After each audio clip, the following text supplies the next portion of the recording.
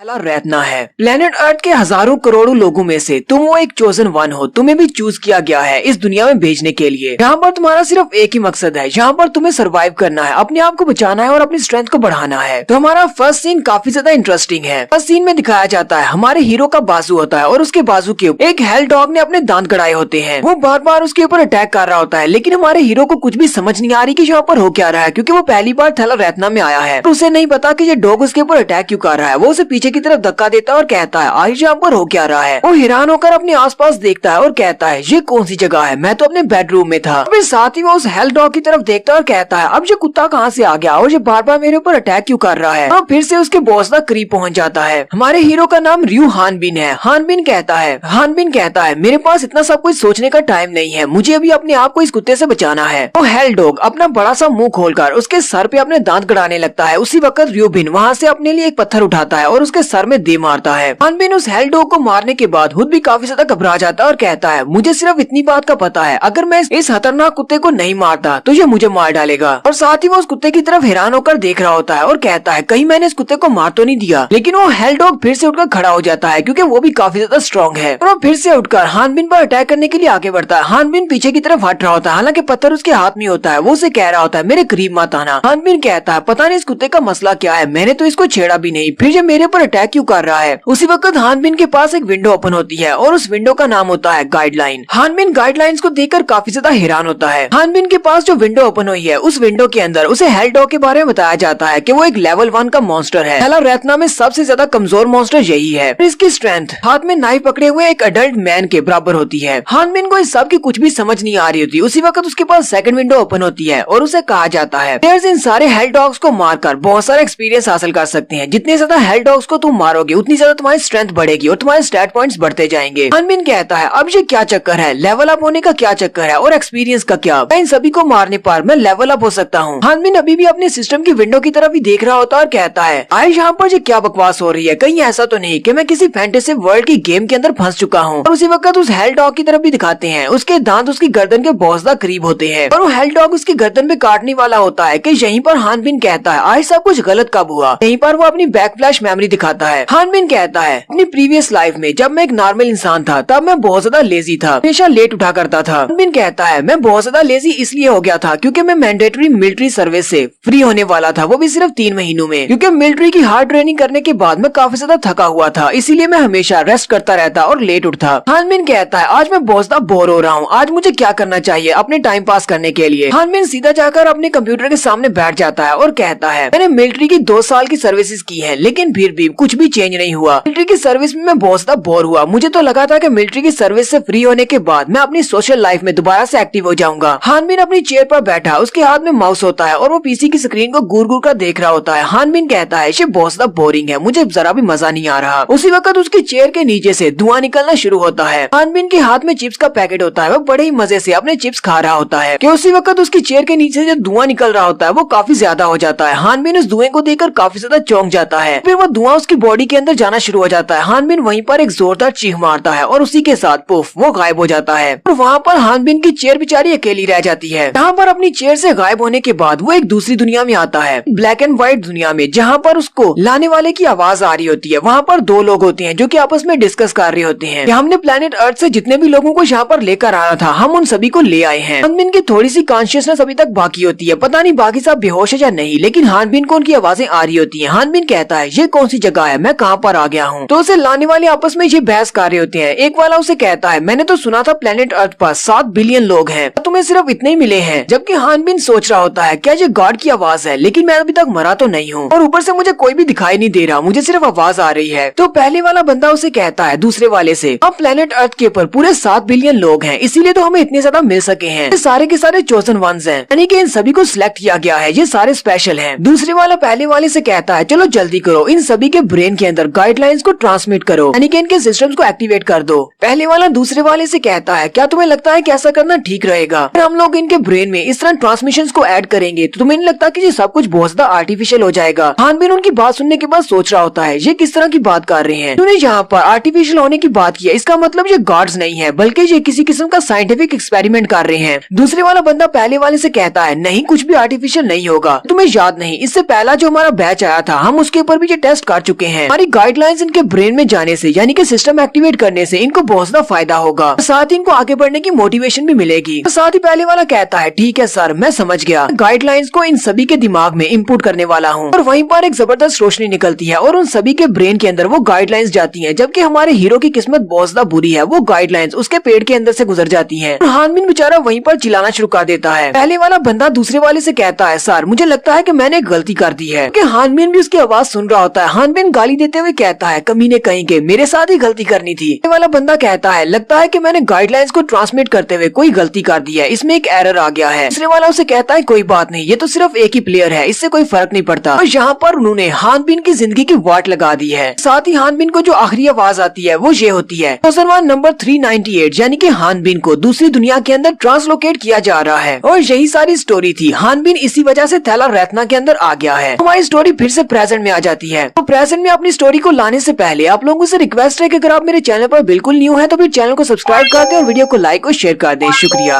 अब जबकि आपने चैनल को सब्सक्राइब कर लिया है तो हमारी स्टोरी भी प्रेजेंट में आ गई है। हानबिन ने उस हेल डॉग को उसी पत्थर की मदद से मार दिया होता है। वो उसके सर में उस पत्थर को मार रहा होता है और उसके सर का कचूमर बना देता है और कहता है तुम मरते क्यों नहीं, मर जाओ। और साथ ही वो उसे बहुत ज्यादा गालियां भी दे रहा होता है। हानबिन कहता है पता नहीं वो क्या था, वो कोई साइंटिफिक एक्सपेरिमेंट था या फिर कोई गार्ड था जिसकी वजह से मेरी सारी जिंदगी बर्बाद हो गई, जिन्हें मुझे यहाँ पर बेच दिया है। हानबिन जैसे ही उस हेल डॉग को मारता है तो उसके पास विंडो ओपन होती है और उसे कहा जाता है कि तुमने लेवल 1 के हेल डॉग को मार दिया है और तुम्हें बहुत सारे एक्सपीरियंस पॉइंट मिले हैं। हानबिन अभी भी उसके सर में पत्थर मारता जा रहा होता है और कहता है यही अब रियलिटी है, या मुझे अपनी इस रियलिटी को एक्सेप्ट कर लेना चाहिए कि मैं एक फैंटेसी गेम के अंदर आ गया हूँ, तो मेरी रियल लाइफ का क्या होगा, मेरे पेरेंट्स का क्या होगा, मेरे पेरेंट्स रियल वर्ल्ड में मेरा इंतजार कर रहे होंगे। अब इससे आगे क्या, अब आगे क्या होने वाला है, मुझे सारी की सारी जिंदगी यहीं पर रहना पड़ेगा थैला रत्ना के अंदर और इन सारे हेल डॉग्स को मारना पड़ेगा। हानबिन वहीं ग्राउंड के ऊपर पंचेस मारना शुरू करता है, साथ ही वो रोना शुरू कर देता है। हानबिन कहता है सिर्फ 3 ही महीने में मैं मिलिट्री सर्विस से आजाद होने वाला था, मेरी दोबारा से सोशल लाइफ स्टार्ट होने वाली थी। फिर हानबिन और भी ज्यादा रोना शुरू कर देता और कहता है मैंने तो अभी तक किसी लड़की को डेट भी नहीं किया, मेरी तो कोई गर्लफ्रेंड भी नहीं है, मुझे क्यों चूज किया गया। इस दुनिया में और भी तो बहुत सारे ऐसे लोग हैं जिन्होंने मिलिट्री सर्विसेज को ज्वाइन किया होगा, फिर मुझे क्यों चूज किया गया है। हानबिन अभी वहीं पर बैठा रो रहा होता है कि उसके पास एक विंडो ओपन होती है और उसे कहा जाता है एक वार्निंग वाली विंडो है और तुम्हें बताया जा रहा है कि तुम्हारे पास 5% से लेस स्ट्रेंथ है, अगर तुम्हें इससे ज्यादा स्ट्रेंथ को इकट्ठा नहीं करते तुम थैला रत्ना के अंदर सर्वाइव नहीं कर पाओगे और बहुत ही जल्दी मर जाओगे। हानबिन अपनी विंडो से कहता है अब ये क्या बकवास है, कहीं ये वाकई में मेरा कोई टेस्ट तो नहीं ले रहे, मुझे लगता है कि मेरे ऊपर कोई एक्सपेरिमेंट किया जा रहा है। कि हानबिन के पास जो नेक्स्ट विंडो ओपन होती है उसमें हानबिन को कहा जाता है तुम वाकई में सुसाइड करके अपनी जान देना चाहते हो, कि सिर्फ सुसाइड करने से ही तुम बच सकते हो, वरना ये सारे के सारे हेल हाउंड तुम्हें मार डालेंगे। हानबिन ने अपनी इस किस्मत को मान लिया है, वो वहीं पर अपनी विंडो ओपन करके बैठा होता है। हानबिन कहता है मुझे नहीं पता कि वो सारे कमीने लोग कौन है जिन्होंने मुझे किडनैप किया और यहाँ पर इस दुनिया में भेज दिया, लेकिन उन सभी ने हमें यहाँ पर छोड़ दिया है सिर्फ इस सिस्टम के साथ। मुझे बस इतना पता है कि मुझे इन सारे मॉन्स्टर्स को मारना है ताकि मुझे एक्सपीरियंस मिल सके। और साथ ही ये एक लास्ट वाली विंडो है जिसमें कहा जा रहा है कि क्या मैं सुसाइड करके अपनी लाइफ को एंड करना चाहता हूँ। हानबिन अपनी उस विंडो को कैंसिल करता है और कहता है तुम्हें किसने कहा कि मैं अपनी लाइफ को एंड करना चाहता हूँ। और साथ ही हानबिन कहता है अगर मैं यहाँ पर सुसाइड कर लेता हूँ या फिर मैं मॉन्स्टर के हाथों मर जाता हूँ तो क्या तुम लोग मुझे वापस भेजोगे, मुझे इस बारे में नहीं पता, तो फिर मैं अपनी जान क्यों लूंगा। हानबिन कहता है मुझे शांत रहना होगा। हानबिन कहता है जिस बंदे ने मुझे किडनैप किया है मुझे नहीं लगता कि वो मुझे वापस भेजना चाहेगा, इसलिए अगर मैं यहाँ पर मर भी जाता हूँ तो मुझे नहीं लगता कि मैं वापस अपनी पुरानी लाइफ में चला जाऊंगा। हानबिन कहता है मुझे इस बात को एक्सेप्ट कर लेना चाहिए कि मुझे यहाँ पर मरना नहीं, ना ही सुसाइड करना है, क्योंकि मरने से मैं वापस नहीं जाने वाला। हानबिन उठकर खड़ा हो जाता है और कहता है अब मेरा सिर्फ एक ही मकसद है, मुझे इस थैला रत्ना से बाहर निकलना है, मुझे यहाँ से बाहर निकलने का कोई ना कोई रास्ता तो ढूंढना होगा। हानबिन जैसे ही उठकर खड़ा होता है और ये इरादा करता है उसी वक्त उसके पास विंडो ओपन होती है और उसे कहा जाता है प्लेयर के अंदर बहुत ज्यादा करेज आ गई है, प्लेयर अब वाकई में खेलना चाहता है, इसलिए हमने प्लेयर की स्ट्रेंथ को थोड़ा सा बूस्ट कर दिया है। और उसके बाद उसके पास जो विंडो ओपन होती है उसमें उसे कहा जाता है अपने लिए एक स्किल को चूज करो। हानबिन ये देखकर बहुत ज्यादा एक्साइटेड हो जाता है और कहता है चलो इस सिस्टम में कुछ तो अच्छा है, अब मैं हमेशा अपने हाथों से किसी पत्थर को उठाकर फाइट तो नहीं कर सकता, मुझे किसी न किसी वेपन की जरूरत होगी। यहाँ पर वेपन को चूज करने के लिए मुझे अपनी क्लास को सिलेक्ट करना पड़ेगा। हानबिन के पास जो सबसे पहली क्लास ओपन होती है उसका नाम वॉरियर क्लास होता है और वॉरियर क्लास में वो हैंड टू हैंड कम्बैट कर सकता है या फिर किसी किस्म की स्वर्ड्स या फिर दूसरे वेपन्स को भी यूज कर सकता है। हानबिन वॉरियर क्लास को देखते ही मना कर देता है और कहता है नहीं, मुझे वॉरियर क्लास को सिलेक्ट नहीं करना, गेम्स के अंदर ये सब कुछ बहुत ज्यादा अच्छा लगता है, तो वहाँ पर तो हमारी जगह पर हमारा प्लेयर खेल रहा होता है, यहाँ पर ये रियल लाइफ है, हैंड टू हैंड कम्बैट में मैं मर भी सकता हूँ। हानबिन कहता है मुझे ऐसी क्लास चूज करनी है जिसमें मेरे पास कोई ऐसा वेपन हो जिससे मैं लॉन्ग डिस्टेंस अटैक कर सकूं। नेक्स्ट क्लास मैजिशियन क्लास होती है। हानबिन कहता है तो मैं मैजिशियन क्लास को चूज करता हूँ। जैसे ही वो उसको चूज करता है उसके उसके पास बीप की आवाज आती है और उसे कहा जाता है तुम इस काबिल नहीं हो कि तुम मैजिशियन क्लास को चूज कर सको। इस बात से हानबिन काफी हैरान होता है और कहता है तो इसका मतलब यहाँ पर हमारी पर्सनैलिटी को भी देखा जाता है कि हम कौन सी क्लास को चूज कर सकते हैं। नेक्स्ट क्लास मैजिक स्वर्ड्समैन की होती है, वो उस क्लास को चूज करता है। फिर से उसे कहा जाता है तुम इस काबिल नहीं हो कि तुम इस क्लास को चूज कर सको। नेक्स्ट विंडो में उसकी हीलर क्लास होती है। हानबिन कहता है तो फिर ठीक है, मैं हीलर क्लास को चूज करता हूँ। फिर से विंडो ओपन होती है और उसे कहा जाता है तुम इस लायक नहीं हो कि तुम इसको चूज कर सको। इस बार तो हानबिन रोना शुरू कर देता है और कहता है क्या ये घटिया सिस्टम मुझे कोई ऐसी क्लास चूज भी करने देगा जिसके मैं लायक हूँ। हानबिन अभी वहीं पर खड़ा खड़ा रो ही रहा होता है कि उसी वक्त उसके पास विंडो ओपन होती है और उसे कहा जाता है तुमने वॉरियर क्लास को चूज कर लिया है। हानबिन और भी ज्यादा रोना शुरू कर देता है और कहता है मैंने तो इसको सिलेक्ट किया भी नहीं, तुम लोग तो जबरदस्ती मेरे ऊपर इसको थोप रहे हो। वॉरियर क्लास के अंदर उसके पास काफी सारे वेपन्स होते हैं, इसमें कुछ तलवारें होती हैं, एक एक्स होता है और साथ में एक शील्ड भी होती है और एक स्पीयर भी होता है, यानी एक बाला होता है। हानबिन कहता है अब जबकि मेरी क्लास तुम लोगों ने सिलेक्ट कर ही दी है तो फिर मुझे एक लॉन्ग स्पीयर चाहिए। हानबिन चिल्लाकर उसकी तरफ इशारा करते हुए कहता है मुझे ये लॉन्ग स्पीयर चाहिए, यानी ये बाला चाहिए। साथ ही उसका सिस्टम चमकना शुरू हो जाता है क्योंकि उसके सिस्टम के अंदर से उसका वेपन बाहर निकलने वाला है और उसी वक्त उसके पाँव में एक बड़ी सी तलवार गिरती है। विंडो ओपन होती है और उसे कहा जाता है तुमने एक लॉन्ग स्वॉर्ड को चूज किया है अपने बिगनर्स वेपन के तौर पर। हानबिन की किस्मत बहुत ज्यादा बुरी है क्योंकि हमारा हीरो बहुत ज्यादा अनलकी है। हानबिन हैरान परेशान होकर वहाँ पर खड़ा होता है और कहता है आयशा यहाँ पर क्या बकवास हो रही है, मैंने एक स्पीयर को चूज किया था ना कि एक लंबी तलवार को। जैसे वो दोबारा से अपने सिस्टम को एक्टिवेट करने की कोशिश करता है उसी वक्त लिख दिया जाता है तुम्हारे सिस्टम में एरर है और उसका सिस्टम वहाँ से गायब हो जाता है। और हानबिन बेचारा वहाँ पर अपनी वॉरियर क्लास और अपनी एक लंबी तलवार के साथ अकेला खड़ा रह जाता है। उसी वक्त हानबिन को याद आता है कि जब वो उस ब्लैक एंड व्हाइट दुनिया में था तब उस बंदे ने कहा था कि मैंने गाइडलाइंस को ट्रांसमिट करते हुए एक गलती कर दी है। लगता है कि एक प्लेयर की गाइडलाइंस में एक एरर आ गया है। हानबिन अपना सर पकड़कर वहीं पर बैठ जाता है और कहता है लगता है कि वो जिसके बारे में बात कर रहे थे कि उन्होंने एक गलती कर दी है और एक प्लेयर के सिस्टम में एरर आ गया है, वो एरर मेरे सिस्टम में आया है। और फिर वो हंसना शुरू कर देता है और कहता है जिस भी बंदे ने मुझे यहाँ पर भेजा है उसने मेरे सिस्टम में एरर डाल दिया है, उसे लगता है कि मैं यहाँ पर सर्वाइव नहीं कर पाऊंगा लेकिन मैं उसे सर्वाइव करके दिखाऊंगा। हानबिन अपनी तलवार को उठाता और कहता है चलो कम से कम एक पत्थर की बजाय ये तलवार तो मेरे पास है, इसका मुझे पत्थर से काफी अच्छी है। हानबिन अपनी तलवार को उठाता और कहता है अब मेरा हौसला और ज्यादा बढ़ चुका है, मुझे यहाँ पर मरना नहीं है ना ही सुसाइड करना है, मुझे यहाँ से वापस जाना है अपनी दुनिया में। हानबिन एक हेल डॉग के साथ फाइट कर रहा होता है और साथ ही वो कहता है मुझे यहाँ पर थैला रेतना में आए हुए 7 दिन गुजर चुके हैं, बार बार अपने सिस्टम से एक ही सवाल पूछ रहा हूँ कि मैं यहाँ से वापस अपने घर कैसे जा सकता हूँ, लेकिन जब से मेरे सिस्टम ने एरर दिया है उसके बाद से मेरे सिस्टम ने मुझे कुछ भी नहीं बताया। हानबिन कहता है मुझे लगता है कि मेरे सिस्टम में एरर की वजह से मेरा सिस्टम मुझे कोई भी जवाब नहीं दे रहा, हालांकि ये सिस्टम मेरे लिए बनाया गया है कि ये गाइडलाइंस मुझे गाइड करें। हानबिन कहता है चाहे मेरा सिस्टम मुझे कोई जवाब दे या ना दे लेकिन ये सारे के सारे हेल डॉग हमेशा ही कहीं से निकल आते हैं और मेरे ऊपर अटैक करते हैं। मैं इनके साथ फाइट कर रहा हूँ क्योंकि मैं जिंदा रहना चाहता हूँ। हानबिन अपनी तलवार को घुमाता है और हेल डॉग के ऊपर अटैक करता है जबकि हेल डॉग जंप करते हुए पीछे चला जाता है। हानबिन उसे कहता है कमीने कुत्ते कहीं के यहीं पर रुको और मेरे हाथों से मरो। हानबिन कहता है यहाँ पर मैं जितने भी मॉन्स्टर्स के साथ फाइट कर चुका हूँ वो सारे के सारे हेल डॉग्स थे, लेकिन अगर इनके बारे में कोई चीज चेंज हुई है तो वो उनका लेवल है। पहले ये लेवल 1 के थे, अब ये लेवल 2 के हैं। मुझे लगता है कि जैसे जैसे मैं लेवल अप होता हूँ ये हेल डॉग्स भी लेवल अप होते हैं क्योंकि पिछले 7 दिन में मैं लेवल 2 पर पहुंचा हूँ और हम जितने भी हेल डॉग्स निकल कर आते हैं वो सारे लेवल 2 पर होते हैं। हानबिन बड़ा ही सीरियस होकर उस हेल डॉग की तरफ देख रहा होता है। हानबिन कहता है ये कमीने कुत्ते बहुत ज्यादा समझदार हैं, लेवल 1 के डॉग को मारना बहुत ज्यादा आसान था। यहाँ पर जैसे मैं अपनी तलवार को घुमाता हूँ ये भागकर पीछे हो जाता है। पता नहीं इन कुत्तों ने अपना दिमाग इस्तेमाल करना कब से शुरू कर दिया, कहीं ऐसा तो नहीं कि इनको भी साथ साथ एक्सपीरियंस मिल रहा है, इन्हें पता है कि एक तलवारबाज से कैसे बचना है। हानबिन ऊपर की तरफ जंप करता है और अपनी तलवार को हाथ में पकड़कर कुल एक छड़ी की तरह सामने की तरफ मारता है और कहता है अब मैं सिर्फ यही कर सकता हूँ, लेकिन वो हेल डॉग जंप करते हुए पीछे हट जाता है। हानबिन की तलवार ग्राउंड के ऊपर पटकती है कि वो हेल डॉग पीछे हटने के बाद हंसना शुरू कर देता है जैसे वो हानबिन का मजाक उड़ा रहा हो कि इसे तलवार चलानी नहीं आती। हानबिन कहता है हाँ ये बात सच है, मैंने आज से पहले कभी तलवार नहीं चलाई, मेरे पास तलवारबाजी की स्किल्स बिल्कुल 0 है। हेल डॉग जंप करते हुए हानबिन पर अटैक करने के लिए आगे बढ़ता है जबकि हानबिन अपनी तलवार को सामने की तरफ पकड़ते हुए सीधा अटैक करता है, बिल्कुल स्टैब करने की तरह, जैसे कि तलवार को पेट में धंसाया जाए। तो उसके सिर्फ एक ही अटैक के साथ वो हेल डॉग मर जाता है। विंडो ओपन होती है और कहा जाता है लेवल 2 का हेल डॉग मर गया है। तुम्हें 22 एक्सपीरियंस पॉइंट्स मिले हैं। हमारे पास इस वक्त टोटल 262 एक्सपीरियंस पॉइंट्स हैं। हमें टोटल 280 पॉइंट्स चाहिए लेवल अप होने के लिए। यहीं पर हानबिन के स्टैट्स की विंडो दिखाई जाती है। हानबिन कहता है जैसे मैं लेवल अप होने के बाद लेवल 2 पर पहुंचा था तब मुझे एक स्किल मिला था, वो स्टैब का स्किल जो कि अभी भी मैंने यूज किया है। हानबिन कहता है ये वाला स्किल मेरे बहुत ज्यादा काम का है, तो मुझे तलवार चलानी तो नहीं आती लेकिन मैं स्टैब की स्किल को बहुत ही अच्छे से इस्तेमाल कर सकता हूँ। हानबिन वहीं पर एक गुफा के अंदर रहता है और वहीं पर वो एक हेल डॉग के मीट को पकाकर खा रहा होता है। हानबिन कहता है गाइडलाइंस का एक फंक्शन तो मेरे बहुत ज्यादा काम आया, मैं जब अपने फंक्शन डिस्क्रिप्शन के अंदर देखा तो वहाँ पर लिखा हुआ था कि हम लोग हेल डॉग्स के मीट को खा सकते हैं, इससे हमें बहुत ज्यादा एनर्जी मिलेगी और साथ ही हम इसके ब्लड को पी सकते हैं बिल्कुल ड्रिंक के तौर पर, क्योंकि यहाँ पर और कोई ड्रिंक नहीं है। हानबिन वहीं पर बैठा हेल डॉग का मीट खा रहा होता है और कहता है तो बहुत ही अच्छी बात है कि मेरे पास यहाँ पर खाने की कमी नहीं है, रोजाना ही कहीं ना कहीं से ये कुत्ते निकल आते हैं और मैं इनको मारकर खा सकता हूँ। हानबिन उस मीट के टुकड़े को खाते हुए सोच रहा होता है, मुझे लगता है कि ये जगह एक आर्टिफिशियल जगह है, फैंटेसी वर्ल्ड है जहाँ पर मुझे किडनैप करने वाले ने भेज दिया है। मुझे यहाँ पर हमेशा के लिए तो कैद करके नहीं रख सकता, उसने कोई ना कोई तरीका तो छोड़ा होगा जिससे मैं यहाँ से बाहर निकल सकूं। तो यहाँ पर हमेशा के लिए रखने का तो कोई मतलब भी नहीं है। यहीं पर हानबिन को एक बैक फ्लैश मेमोरी याद आती है। हानबिन कहता है उस ब्लैक एंड व्हाइट दुनिया में जहाँ पर हमारे अंदर गाइडलाइंस को इंस्टॉल किया गया था, वहाँ पर मेरे साथ और भी काफी सारे कैंडिडेट्स थे। हानबिन सोच रहा होता है पता नहीं बाकी के सब लोग कहाँ पर होंगे, यहाँ पर तो मेरे अलावा और इन कुत्तों के अलावा और कोई भी नहीं है। जैसे ही हानबिन इस बारे में सोचता है कि वो लोग कहाँ होंगे, उसी वक्त उसके पास विंडो ओपन होती है, क्योंकि वो तो है गाइडलाइंस के लिए, वो उसको गाइडलाइंस देती है कि वो लोग कहाँ पर हैं। हानबिन उस मैसेज को पढ़ते ही बहुत ज्यादा हैरान हो जाता है। इस विंडो में हानबिन को कहा जाता है कि तुम इस एरिया को छोड़ सकते हो, इस एरिया का नाम रॉक माउंटेन्स है। ऐसे तुम लेवल 5 तक पहुंच जाओगे, तुम अगले एरिया में ट्रांसपोर्ट कर दिए जाओगे, यहाँ पर तुम बाकी के सारे सेलेक्ट किए हुए मेंबर्स के साथ मिल पाओगे। हानबिन इस विंडो को देखकर हैरान भी होता है। अब इस बात का क्या मतलब है कि मैं रॉक माउंटेन में हूँ, इसका मतलब यहाँ पर और भी बहुत सारी जगह हैं जहीं पर गाइडलाइंस उसे रॉक माउंटेन के बारे में बताती हैं कि रॉक माउंटेन एक ऐसा एरिया है जो कि बिगिनर्स के लिए है। सबसे पहले वॉरियर्स को रॉक माउंटेन के अंदर भेजा जाता है, जहाँ पर सबसे लो लेवल के मॉन्स्टर्स के साथ उनका सामना होता है, ताकि यहाँ पर वो लोग एक्सपीरियंस हासिल कर सके। लेवल 5 तक उनके लिए बहुत ज्यादा आसान है, उन्हें काफी ज्यादा एक्सपीरियंस मिल जाएगा। लेवल 5 तक पहुँचने के बाद उन्हें दूसरे एरिया में ट्रांसपोर्ट किया जाएगा और यहाँ पर जैसे उसका लेवल अप होगा उसके साथ साथ डॉग्स का लेवल भी अप होता जाएगा, जबकि दूसरी जगहों पर जितने भी मॉन्स्टर्स हैं उन सभी के लेवल्स डिफरेंट होंगे। यहाँ पर से लेवल 5 करने के बाद तुम्हें एक दूसरे एरिया में ट्रांसपोर्ट किया जाएगा, जहाँ पर तुम अपने बाकी के सारे चोजन वन से मिलोगे। वहाँ पर उस दुनिया में तुम्हें उन सब के साथ टीम अप होना है और टीम अप होने के बाद तुम्हें लेवल 20 तक पहुँचना है। जैसे तुम सभी लोग लेवल 20 पर पहुँचोगे तो तुम्हें रेथिना कॉन्टिनेंट में भेजा जाएगा, जो कि तुम्हारी रियल लोकेशन है जहाँ पर तुम्हें जाना है। हानबिन ये सारी डिटेल्स पढ़ने के बाद चिल्लाना शुरू कर देता है। थोड़ी देर चिल्लाने के बाद हानबिन कहता है जरा मुझे समझने दो, आखिर इन विंडोज का मतलब क्या है। हानबिन कहता है तो इसका मतलब ये एक स्टार्ट जोन है जहाँ पर सारे प्लेयर्स को आना है और उन्होंने लेवल 5 तक अपने आप को लेवल अप करना है, और उसके बाद सारे के सारे प्लेयर्स मेन एरिया में जाएंगे जहाँ पर उन्होंने लेवल 20 तक अपने आप को लेवल अप करना है। वहीं पर वो सारे एक दूसरे के साथ टीम अप भी कर सकते हैं। और जब मेरा लेवल 20 पर पहुंच जाएगा तो मुझे रेथिना कॉन्टिनेंट में भेज दिया जाएगा। यहाँ पर जाने के बाद हमारी रियल फाइट स्टार्ट होगी। हानबिन अपने सिस्टम से कहता है लेकिन मुझे रेथिना कॉन्टिनेंट में जाकर फाइट किसके साथ करनी है। यहाँ पर फिर से वही एरर आ जाता है और उसका सिस्टम उसे रेथिना कॉन्टिनेंट में उसे जाकर क्या करना है इस बारे में बताए बिना ही गायब हो जाता है। हानबिन कहता है नहीं नहीं, फिर से वही एरर। अभी कोई इंपॉर्टेंट बात मुझे पता चलने लगती है, उसी वक्त ये एरर आ जाता है। हानबिन कहता है अब मैं इस सिस्टम का तो कुछ भी नहीं कर सकता, लेकिन मुझे लगता है कि सिस्टम ने जो कुछ बताया है वो सच है कि मेरा लेवल अप करने से यहाँ पर हेल डॉग्स का लेवल भी अप होता है। हानबिन कहता है हालांकि मुझे काफी सारी नई इन्फॉर्मेशन मिली है, लेकिन मुझे अभी तक ये नहीं पता कि रेथिना कॉन्टिनेंट में फाइट को कंप्लीट करने के बाद मैं घर जा पाऊंगा या नहीं। साथ ही हानबिन कहता है मैं अपने सिस्टम पर जरा भी भरोसा नहीं कर सकता, क्योंकि जैसे ही कोई इंपॉर्टेंट बात होती है ये एरर दे देता है। हानबिन कहता है मुझे यहाँ से निकलने के लिए और बाकी के सारे प्लेयर्स के साथ मिलने के लिए बात बहुत ज्यादा जरूरी है कि मुझे लेवल 5 तक पहुँचना है। मेरा सिर्फ एक ही मिशन है कि मुझे लेवल 5 तक पहुँचना है ताकि मैं मेन एरिया में जा सकूं। और उसके बाद हानबिन ने अपने की बजाय उन हेल हाउंड्स को ढूंढना शुरू कर दिया ताकि वो जितने ज्यादा हेल हाउंड्स को मार सकता है उतने ज्यादा को मारे और वो जल्दी से जल्दी लेवल अप कर जाए। हानबिन उन हेल डॉग्स को ढूंढ कर मारना शुरू करता है। हानबिन कहता है जैसे जैसे मेरा लेवल अप होता जाता है वैसे ये सारे के सारे हेल हाउंड्स भी से ज्यादा पावरफुल होते जाते हैं। मेरी स्ट्रेंथ भी तो बढ़ती जा रही है, इसलिए ज्यादा कोई फर्क नहीं पड़ता और साथ ही मुझे नए स्किल्स भी मिलते जा रहे हैं जैसे जैसे मैं लेवल अप होता हूँ। हानबिन एक हेल डॉग को मारता है तो उसके पास विंडो ओपन होती है और उसे कहा जाता है तुम्हें 22 एक्सपीरियंस पॉइंट्स मिले हैं, तुम्हें 280 पॉइंट्स चाहिए थे, इसलिए तुम्हारे पास लेवल अप करने के लिए पॉइंट्स आ गए हैं। और साथ ही वो लेवल अप हो जाता है। नेक्स्ट हेल डॉग के साथ फाइट करने के दौरान उसे एक नया स्किल मिलता है जिसे साइड स्लैश कहते हैं। हानबिन अपने लेवल 3 पर पहुंच चुका है। हानबिन का सामना एक बड़े हेल डॉग के साथ हुआ है जो कि अब लेवल 3 का है और साथ ही उसका साइज भी बड़ा हो रहा है। हानबिन कहता है इसके साथ फाइट करना काफी मुश्किल है कि लेवल 3 तक पहुंचने तक इसके पास एक वॉरियर की स्ट्रेंथ है। यहीं पर स्टोरी को थोड़ा सा फास्ट चलाया जाता है। हानबिन कहता है मैं हेल डॉग्स के साथ फाइट करता हूँ, उनसे मार खाता हूँ, जख्मी होता हूँ और फिर हेल डॉग को मार देता हूँ, फिर उसी के गोश्त को खाता हूँ और साथ ही उसके ब्लड को पीता हूँ, फिर रात को सोता हूँ, अगले दिन सुबह उठता हूँ, फिर फाइट करता हूँ, जख्मी होता हूँ, हेल डॉग को मारता हूँ, मीट को खाता हूँ, सोता हूँ और अगले दिन फिर से वही रूटीन स्टार्ट होती है। हेल डॉग के साथ फाइट करता हूँ, जख्मी होता हूँ, उसके मीट को खाता हूँ, सोता हूँ और अगले दिन फिर से वही रूटीन स्टार्ट करता हूँ। और यहीं पर ऐसे करते करते बहुत सारे दिन गुजर जाते हैं और हानबिन बहुत सारे हेल डॉग्स को मारता है। इतने सारे हेल डॉग्स को मारता है कि उसके पास पास बहुत सारी विंडोज ओपन हो रही होती हैं और यहीं पर उसका वो लास्ट दिन आ जाता है जबकि वो लेवल 5 पर अपडेट होने वाला है, यानी कि उसका लेवल अप होने वाला है। वो एक लास्ट हेल डॉग के साथ फाइट कर रहा होता है जिसे हराने पर उसे काफी सारे एक्सपीरियंस पॉइंट मिलेंगे जिससे वो लेवल अप हो जाएगा। हेल डॉग भी काफी ज्यादा स्ट्रॉन्ग होता है क्योंकि वो लेवल 4 का हेल डॉग है। हानबिन जमीन के ऊपर से मिट्टी की मुट्ठी भरता है और उसकी आंखों में डाल देता है और साथ ही अपनी साइड स्लैश को यूज करते हुए उसकी गर्दन काट देता है। यहीं पर विंडो ओपन होती है और कहा जाता है तुमने हेल डॉग को मार दिया है और तुम्हें 81 एक्सपीरियंस पॉइंट्स मिले हैं। सेकंड विंडो में उसे कहा जाता है कि तुम्हारे पास इतने एक्सपीरियंस पॉइंट्स हैं कि तुम लेवल अप कर सकते हो। हानबिन चिल्लाकर कहता है फाइनली मैंने कर दिया, पूरे 27 दिन लगे मुझे लेवल 5 तक लेवल अप होने में। विंडो ओपन होती है और हानबिन से कहा जाता है बहुत ही जल्दी तुम लेवल 5 पर प्रमोट होने वाले हो, तुम तुम्हारे लेवल को अप करने वाले हैं। हानबिन अपनी स्किल्स वाली विंडो को ओपन करता है और कहता है ये तो बहुत ही अच्छा है कि 5th लेवल के अप होने तक ने 3 स्किल्स भी हासिल कर लिए हैं। उसके पास 3 स्किल्स होते हैं जो कि स्टैब, साइड स्लैश और वर्टिकल स्लैश होते हैं। हानबिन बहुत ज्यादा एक्साइटेड भी है और बहुत ज्यादा खुश भी है। हानबिन कहता है यहाँ पर न सिर्फ मुझे कुछ नए स्किल्स मिले हैं बल्कि मेरी फिजिकल स्ट्रेंथ भी बहुत ज्यादा बड़ी है, मेरे मसल्स बढ़ चुके हैं और मेरी स्ट्रेंथ वो तो बहुत ज्यादा बड़ी है। हानबिन कहता है पहले वो तलवार जो कि बहुत ज्यादा भारी थी जो मैं उठा भी नहीं पाता था, अब मैं उस तलवार को सिर्फ एक ही हाथ से उठा सकता हूँ। हानबिन बहुत ज्यादा खुश होता है और साथ ही थैला रत्ना की तारीफ करते हुए कहता है ये सिस्टम बहुत ज्यादा अच्छा है, इस सिस्टम की मदद से मुझे जितना ज्यादा एक्सपीरियंस पॉइंट मिल रहे हैं और जितनी स्ट्रेंथ मिल रही है तो वाकई में मेरी बॉडी के ऊपर अप्लाई हो रही है। हमारा बेचारा हानबिन अभी उस सिस्टम की तारीफ नहीं कर रहा होता है कि उसी वक्त सिस्टम फिर से उसे एरर दे देता है। हानबिन एरर को देखते ही कहता है गई भैंस पानी में। सिस्टम के एरर के फौरन बाद उसके पास एक नई विंडो ओपन होती है और उसे कहा जाता है रियो हानबिन जो कि लेवल 4 पर है। सिस्टम में एरर आने की वजह से वो दोबारा से लेवल 1 पर चला गया है और यहाँ पर हानबिन के चेहरे का एक्सप्रेशन कुछ ऐसा है कि मैं इसको एक्सप्रेस नहीं कर पा रहा। आप इसके चेहरे के एक्सप्रेशन को खुद ही देखकर नोटिस कर लें। थोड़ी देर उसी तरह हक्का बक्का होने के बाद हानबिन कहता है मुझे लगता है कि शायद सिस्टम में कोई ग्लिच आया होगा, थोड़ी देर के लिए इस तरह का कोई बग आया होगा। मुझे लगता है कि ये सिर्फ एक विंडो है, रियल में तो मेरे सारे के सारे एक्सपीरियंस पॉइंट्स ऐड कर दिए गए हैं और मैं लेवल 5 तक पहुंच गया हूँ। अब बहुत ही जल्दी मुझे ट्रांसपोर्ट किया जाने वाला है। बेचारा हानबिन वो अपने आप को तसल्लियां देने की कोशिश कर रहा है लेकिन रियल में ऐसा नहीं होने वाला। हानबिन कहता है चलो मैं अपनी स्टेटस विंडो की तरफ देखता हूँ। वो अपनी स्टेटस विंडो को ओपन करता है तो उसकी स्टेटस विंडो में सबसे ऊपर लिखा होता है रियो हानबिन लेवल 1। हालांकि उसके बाकी के सारे स्टैट्स पॉइंट बिल्कुल वैसे ही होते हैं जैसे कि लेवल 5 तक पहुंचने तक थे। हानबिन सबसे पहले ऊपर वाली लाइन को पढ़ता है जहाँ पर रियो हानबिन लेवल 1 लिखा होता है। हानबिन एक जबरदस्त चीख मारता है। हानबिन कहता है मुझे शांत होना होगा, ये सब कुछ रियल नहीं हो सकता, ठंडे दिमाग के साथ सोचना पड़ेगा। हानबिन अपनी विंडो की तरफ देखता है और कहता है यहाँ पर लिखा हुआ है कि मैं लेवल 1 पे हूँ लेकिन मेरे सारे के सारे स्टैट्स वैसे ही हैं, यानी कि मैंने जितनी भी स्ट्रेंथ और एक्सपीरियंस हासिल किया है वो सारा मेरे पास ही है। इसके अलावा जो मुझे 3 स्किल्स भी मिले थे वो भी मेरी विंडो में ऐड हैं। तो इसका मतलब क्या हुआ, एरर की वजह से सिर्फ मेरा लेवल अप नहीं हो सकता कि मैं जितनी भी स्ट्रेंथ और एक्सपीरियंस पॉइंट्स हासिल करूंगा वो सारे के सारे ऐड होते रहेंगे। हानबिन कहता है मुझे लगता है कि ये सिर्फ 1 टाइम ही ग्लिच आया होगा और वैसे भी अब जब कि मैं लेवल 1 पर हूँ तो मेरे सामने जितने भी हेल डॉग्स आएंगे वो सारे भी लेवल 1 पर ही होंगे और उनको हराना इतना मुश्किल नहीं होगा और इस तरह मैं और भी ज्यादा स्टेटस पॉइंट्स को हासिल कर सकता हूँ। हानबिन ऊपर ऊपर से अपने आप को दिलासा दे रहा है कि ये बहुत ज्यादा ऑसम है कि मुझे स्टेट पॉइंट्स मिल रहे हैं लेकिन अंदर से वो बहुत ज्यादा नाखुश है। और फिर यहीं से हानबिन की एक लॉन्ग जर्नी स्टार्ट होती है। हानबिन एक लेवल 1 के हेल डॉग के साथ फाइट कर रहा है लेकिन वो हेल डॉग हालांकि वो लेवल 1 का है लेकिन उसकी स्ट्रेंथ लेवल 5 के बराबर है। हानबिन कहता है मैं बहुत ज्यादा गलत था, मुझे लगा था कि मेरा लेवल 1 होने की वजह से हेल डॉग्स का लेवल भी 1 हो जाएगा और उनको मारना आसान होगा लेकिन असल में मेरे सिस्टम में ग्लिच आने की वजह से मेरी स्ट्रेंथ जैसे जैसे बढ़ती जा रही है हेल डॉग्स की स्ट्रेंथ भी बढ़ती जा रही है। इनका लेवल तो मेरे लेवल के बराबर ही रहता है लेकिन इनकी स्ट्रेंथ मेरी स्ट्रेंथ के बराबर होती है और इनका साइज भी बढ़ता जा रहा है। हानबिन कहता है मेरा सामना जितने भी हेल डॉग्स के साथ हो रहा है वो सारे के सारे मुझसे साइज में और स्ट्रेंथ में बड़े हैं। हर बार अपनी जान को दांव पे लगाता हूँ उनको मारने के लिए कि मैं फिर से लेवल अप हो सकूं। फिर ऐसे करते करते हानबिन फिर से लेवल 4 तक पहुँच जाता है। जैसे वो लेवल 4 पर पहुँचता है सिस्टम में एरर आता है और वो फिर से लेवल 1 पर डिमोट हो जाता है लेकिन हानबिन हार नहीं मानता, वो फिर से उठ खड़ा होता है और कहता है इस बार ये काम करेगा।